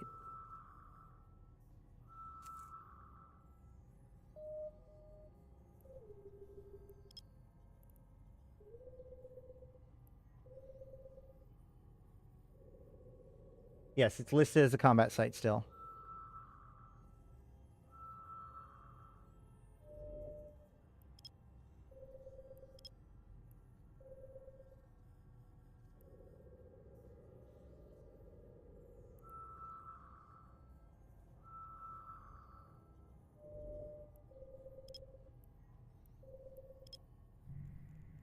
Then I can open up my agency, go to exploration, cosmic signatures. Within 5 jumps. Let's see. 11 jumps, 11 signatures, 1 jump away. Warp drive active. A second Aegis secure transfer facility.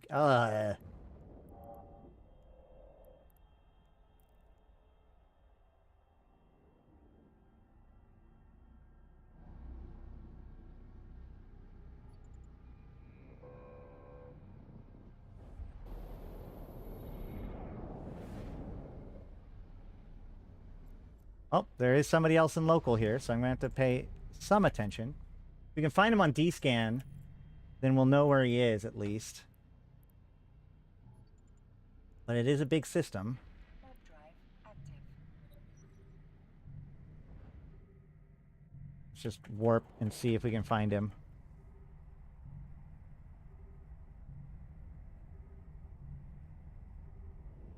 Nope. That's unfortunate. Let's see, F11 menu. Here, I came from there, right? Wasn't I sorry? That's the other one. So then this is 9. How far away is Moon 9, Planet 9 from me now? Where's my... Here we go.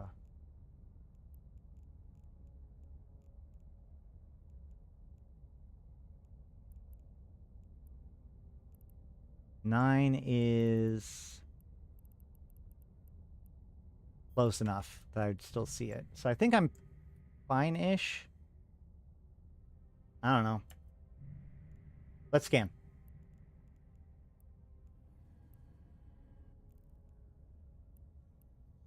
Did I not drop probes again? Did I do... Wait, what? No, I did drop... Wait. Where are my probes? Where are probes?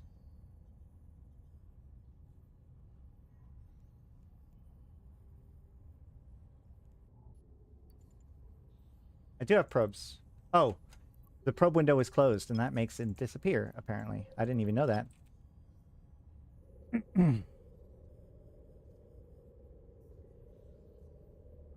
So yeah, there's a lot of combat signatures in the system. That's what attracted me here.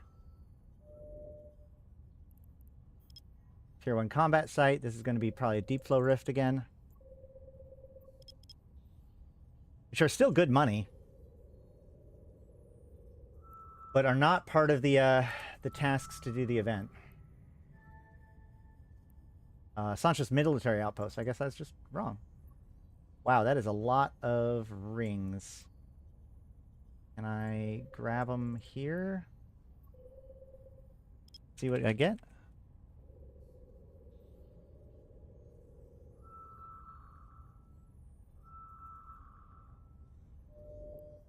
I can. I get quite a bit of things. Combat.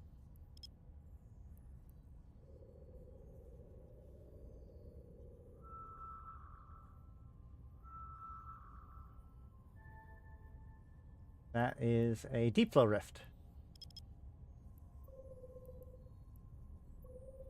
This is the data site, I think.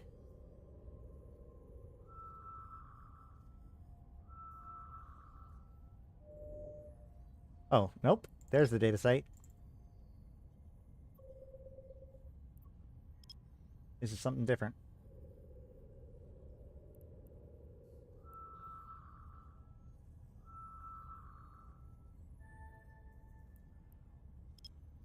Asteroid infestation. Combat site.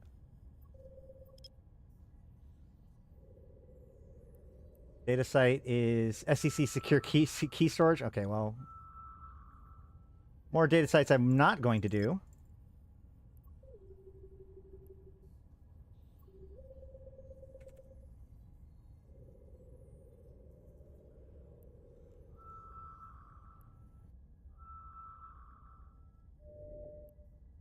Deep flow rift, a second one.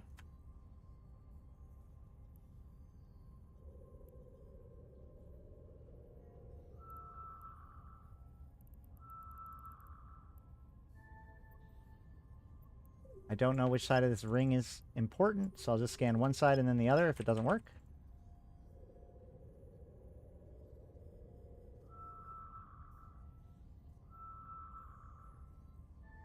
It did.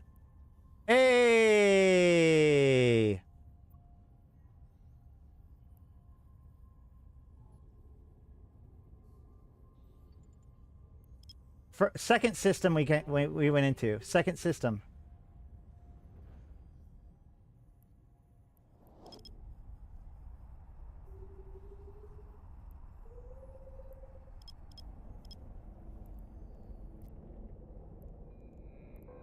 Oh boy! Is there anything here that's going to try to kill me? Shit, that decloaked me. Oh, there's 4 cans. Hey! So basically, once you show up, if it's a good site, the 4th can will spawn. And that's the one with the most valuable stuff in it. So that tells me a couple things. One, that tells me that this is a good site for me, and I'm going to hack this can. But it also tells me that I think that means that nobody else is in the site. Because if anybody else came into the site, they would have triggered that can to spawn. And it wasn't spawned until I dropped into here. So we're going to go for this can first and then see what the other ones say.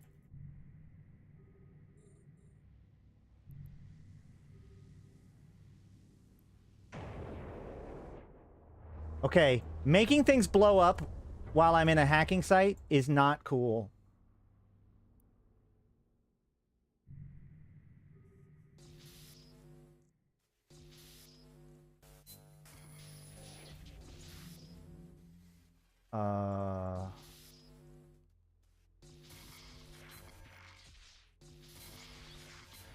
Sweet, shield.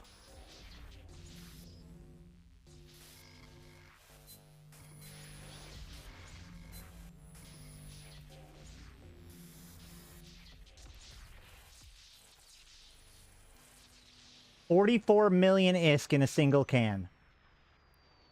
Boo fucking yeah. And now I'm 100 kilometers from the nearest can? Jesus, okay. That's cool.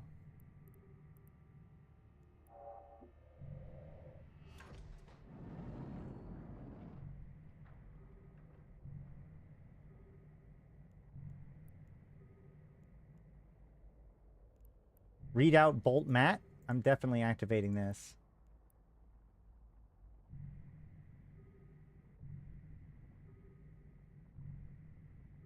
I don't want to try to go straight to the Enclave. I don't think that that'll work. Oh shit, I'm about to bounce, aren't I? Oh no, I guess I can just go straight through it. Well, maybe, I don't know.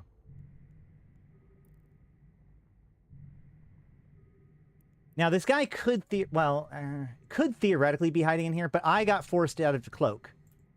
So I doubt he would even be able to warp in here cloaked and sit in here without triggering the can spawning. So I think I'm pretty safe.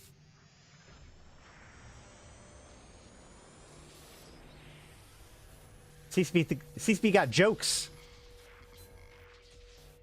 These appear to be all red cans? Are they all red difficulty cans? I guess that makes sense, like sleeper difficulty cans, right? Spike that suppressor.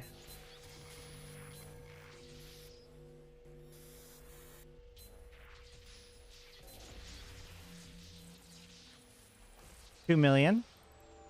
Now that's the normal can. So like, remember the bonus can is the one that you're... So basically, when you get to a hacking site, if you have that bonus can, it is the most valuable one. The Prime Drifter Collection.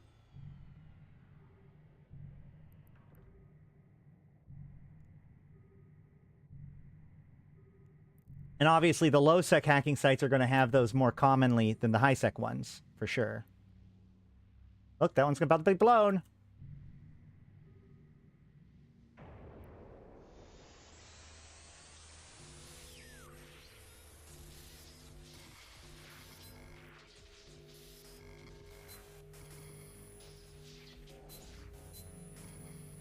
Now, I would argue that these cans are not alpha-friendly.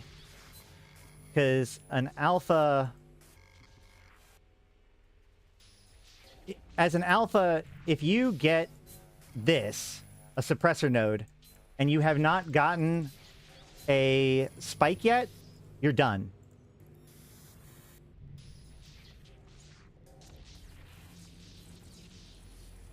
Hey, another skin.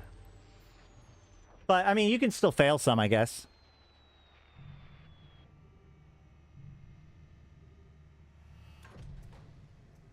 I mean, I'm digging it. I'm already getting way better loot here than I did in the combat sites. Oh shit! I should probably claim rewards. Fuck. Ah well, I'm not going to get full points for this one because I only have one can left.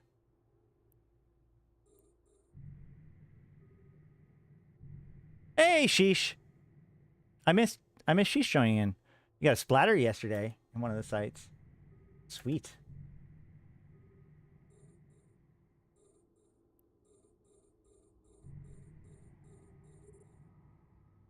The step-by-step claiming is kind of annoying. I've been complaining about that since 2018, so join the crowd, I guess. They have shown that they can do it right, just not with this system for some reason.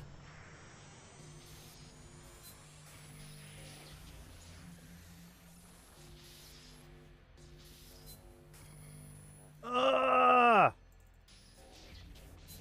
Gemini. Hey!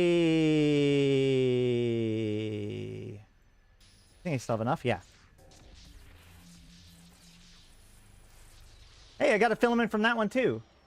Excellent. So from a single site, I got 52 million ISK worth of stuff, or 50, basically, call it 45 million ISK worth of stuff. Well, call it 40 million ISK worth of stuff, plus 3 blueprints. Oh, I also ate the other thing already. Did I only get one skin? Yeah, because I got a skinner component. Okay. Cool. Let's keep going. Oh, I can't cloak here because it's awful. Warp drive active.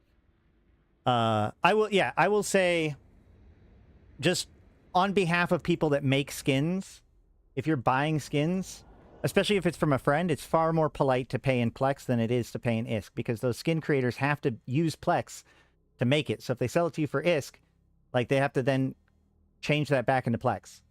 If you can buy things with Plex, it's usually preferred to. I did not put out my probes. Warp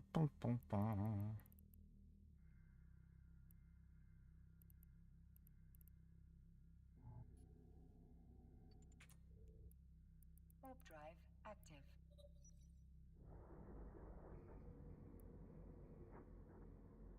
Did they let me cloak? They let me cloak!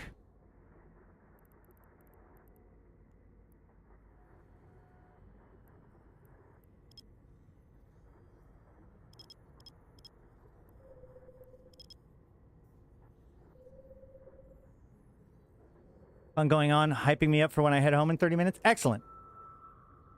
Yeah, we were just hanging out in the Azdaja readout, and now we're just doing some low-sec scanning to get some event sites done. We already found one event site in 2 jump, and like my second system over.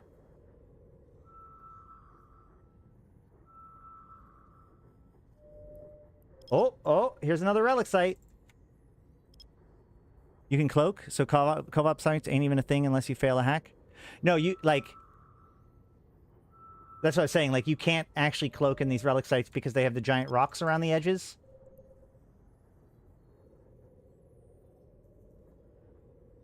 As I warped in, it decloaked me. Hell yeah! A second one in the same system.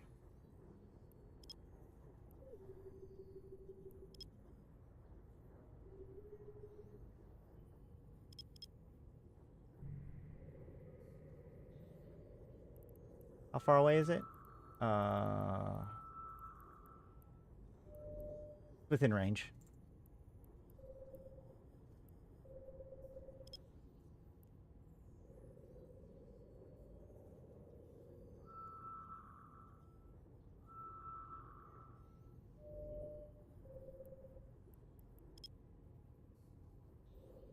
I will say that Punch is a very cool guy, and if you want to make him happy, you can go ahead and use the link down below to get 1,000,000 free skill points if you haven't yet. Or if you make a new character, you can always use that buddy code to make a new character, get 1,000,000 free skill points. Does help those who help the channel.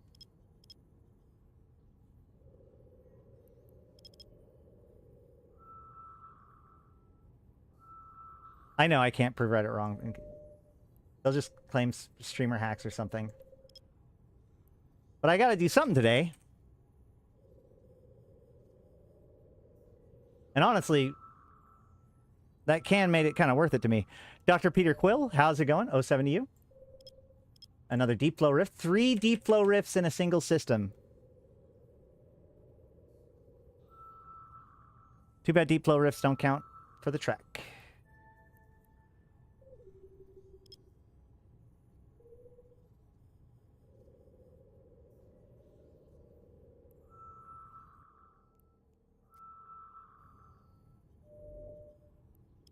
Oh! 4 deep flow rifts in a single system.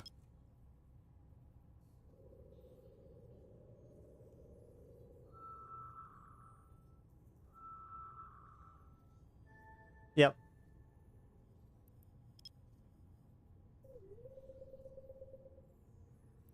Well, I'm pretty sure Reddit would just do anything within their power to not mention me.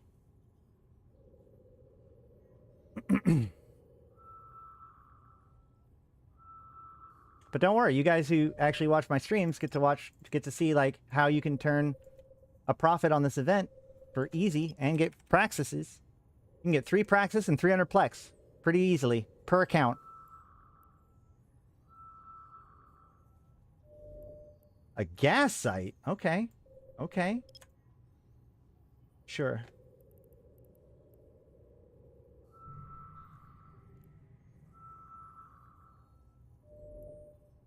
I'll still finish scanning it down. I like to finish scanning down things even if I know what they are. I also like, some people like to filter things out when that they don't want. That always confuses the hell out of me, so I just let them all sit there. I do know that like somebody was filtering out combat sites, and so that's why they couldn't find any observatories. It could be a gas combat site. It is a gas combat site. That's true, it is. All right, no probes. There's now there's 4 in local. Yeah, I mean you can do that, but I always like stop paying attention. Like I can filter them out, I guess, in my mind. I intend to continue with tourism on my alpha account, but maybe a bit slower than I've been doing on my main account. Yeah, I mean, yeah, you don't want to burn yourself out, guys. Although we have like 12 days, somewhere like that.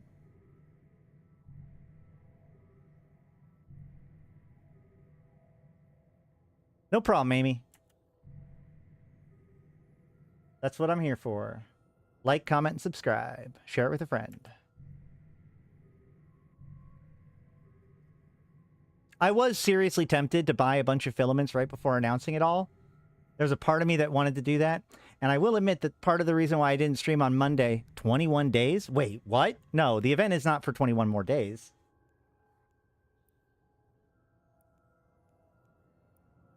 Holy shit.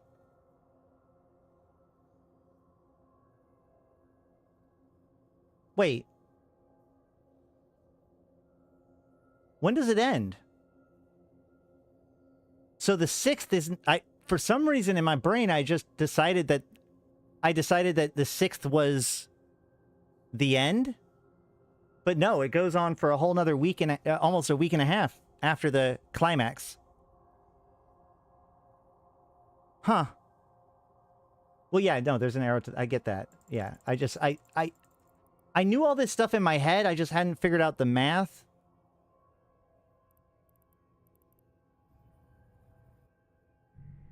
Yes. I mean, I wouldn't say that they teased. They straight up said that the climax was going to be on the 6th. And it was going to involve, like, the Drifters' counterattack or whatever. Yeah, I imagine that whatever happens on FanFest, and then they give people an opportunity to get home, and then bam. All right, let's just go.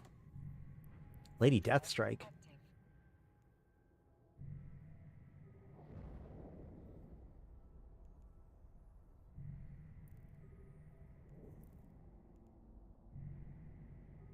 And there's 3 cans. I decloak. And...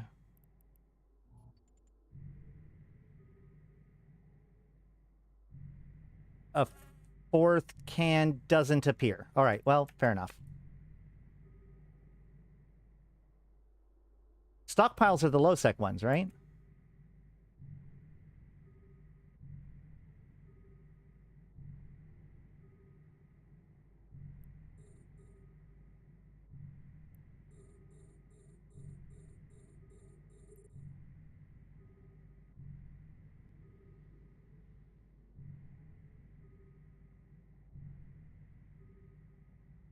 Oh, this is a high-sec depot? Oh, the high-sec is called a depot.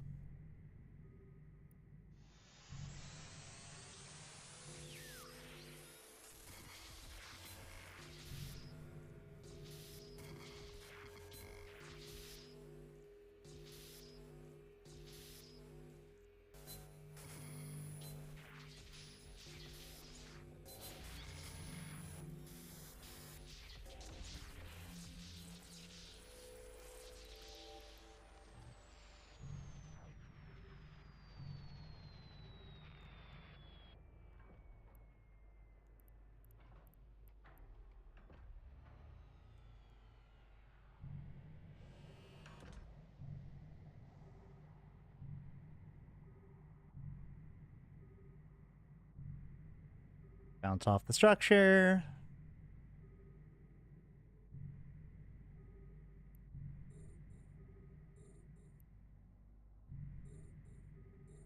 I would not be surprised if they announced, like, the permanent version of Vanguard. How's the dog doing? Yes, my dog is doing just great. Thank you very much.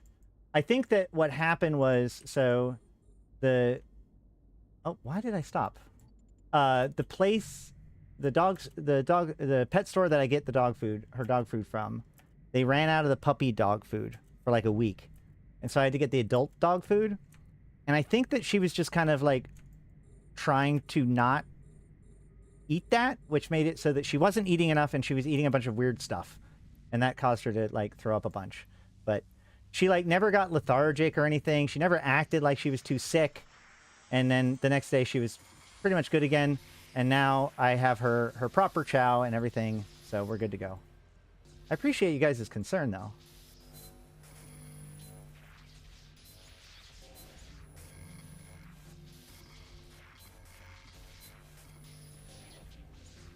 I feel like every time I get a restoration node when there's no other nodes up, I always feel like I've cheated, right? Because there's, restoration node can't repair anything if there's nothing up. Wow, that was a lot more damage than I thought it was going to be. 24. I think I still make it. Yeah, I still make it. Claim my reward.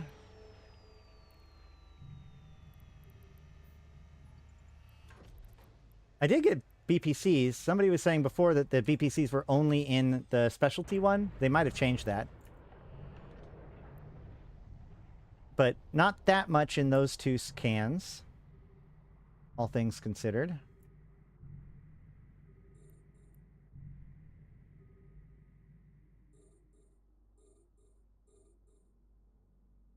She's looking at me. I think she can tell that we're talking about her, though.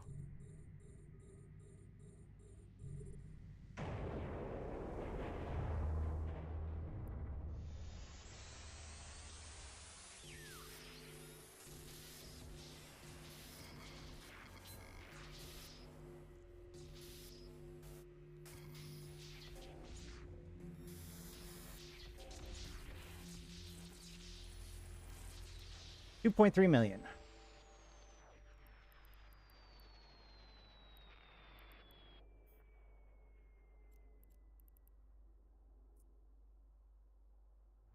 Warp drive active. Yeah. Okay. Well, that about wraps it up for the exploration stuff.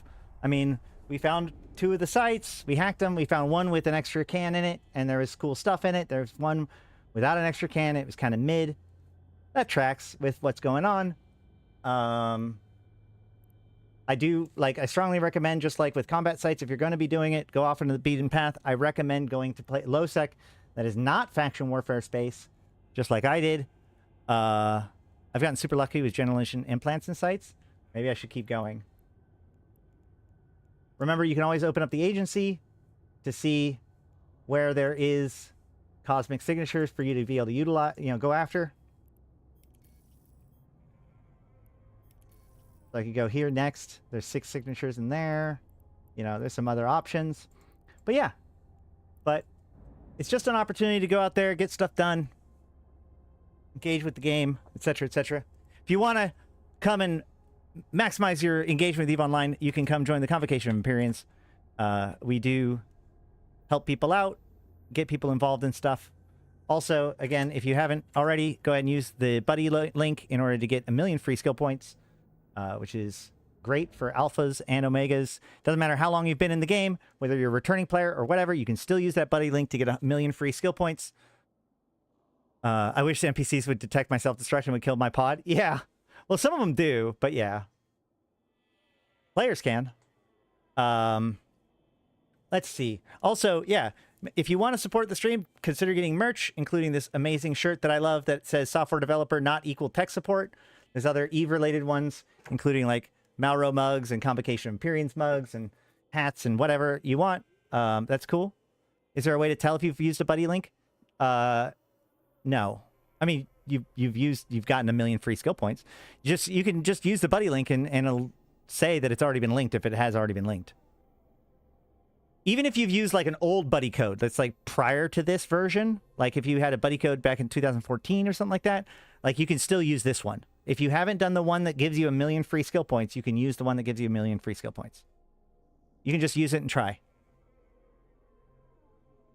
Also, if for some reason it does link, so I will say this, by the way, guys, make sure to copy the URL that you get when you get sent somewhere, because that gives you the exact person whose buddy code you got.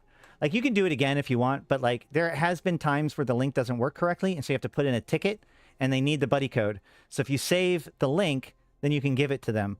The problem is that you actually get sent to a random one of my supporters, or, well, the people on my cool list of cool people. So like officers within the corp, people that make the show possible, all that sort of stuff. So if you go to the link a second time, you'll probably be sent to a different person's link. So just save the link if you need it or whatever, or just do it a second time, whatever. But yeah, that is a thing. But also just hop in the Discord and come hang out with us. We've been, I hang out all day. Hop in, ask Eve questions. You don't even need to be part of the convocation to come say hi. But let's see. Anything else I want to talk about today? Tomorrow, we will probably be back. I'm pretty sure I'll be back tomorrow. And just to give you guys a preview, 2 things I'm working on. I need to work on my PI, because PI has been revamped. And also, I've been making this list that's called things I can't forgive CCP for. I'm always white knighting them here and there, or at least it seems like it. So I want to talk about the things that CCP has done over the years that annoy me the most. So that and more hopefully will be tomorrow, if not next week. And of course, next week we'll be getting you guys all prepared for FanFest. And then we'll be covering FanFest throughout the weekend. And then, of course, will be the 6th, where the drifters will happening, and there's going to be plenty of stuff to go on. So please make sure to subscribe to the channel and hop into the Discord and go to the roles channel and give yourself the role for YouTube, so that way you can know exactly when these sorts of videos go up. Also, if you are interested in helping me produce videos, you want to become an editor or something like that, let me know. We have rewards for people that do editing for us. But all that said, I've been Ashtarothi. I've been playing this game since 2010, talking about it since 2012, and I'm here to put Eve into context for you, my fellow Empyreans. Thank you guys so much for hanging out with me and sharing this time, learning. All the people that participated in chat, I love you. All the people that support the channel, you're the best. Please, let's give a big thanks to anybody who helps support the channel, including all those guys that are members with green names and the patrons. I really should pull together my immortal sponsors so I can say all their names. So today I'm just going to say thanks to Punch, Malin, Ari Danica, Dejat Lamont, Ari Danica the Queen, and many, many others who all make this possible. Thank you guys so much. And, we're here to make Eve into a better place. If you just believe what Reddit says, things are awful right now. If you come in here, then you learn how to have fun. And that's what this is all about. It's about maximizing player engagement with Eve Online. It's about increasing player literacy, because a better player base makes a better Eve Online. So let's work on that together, share these videos, etc., etc. And I will see you next time in space. Or until next time, I'll see you in space. That's what I meant to say. Woot woot.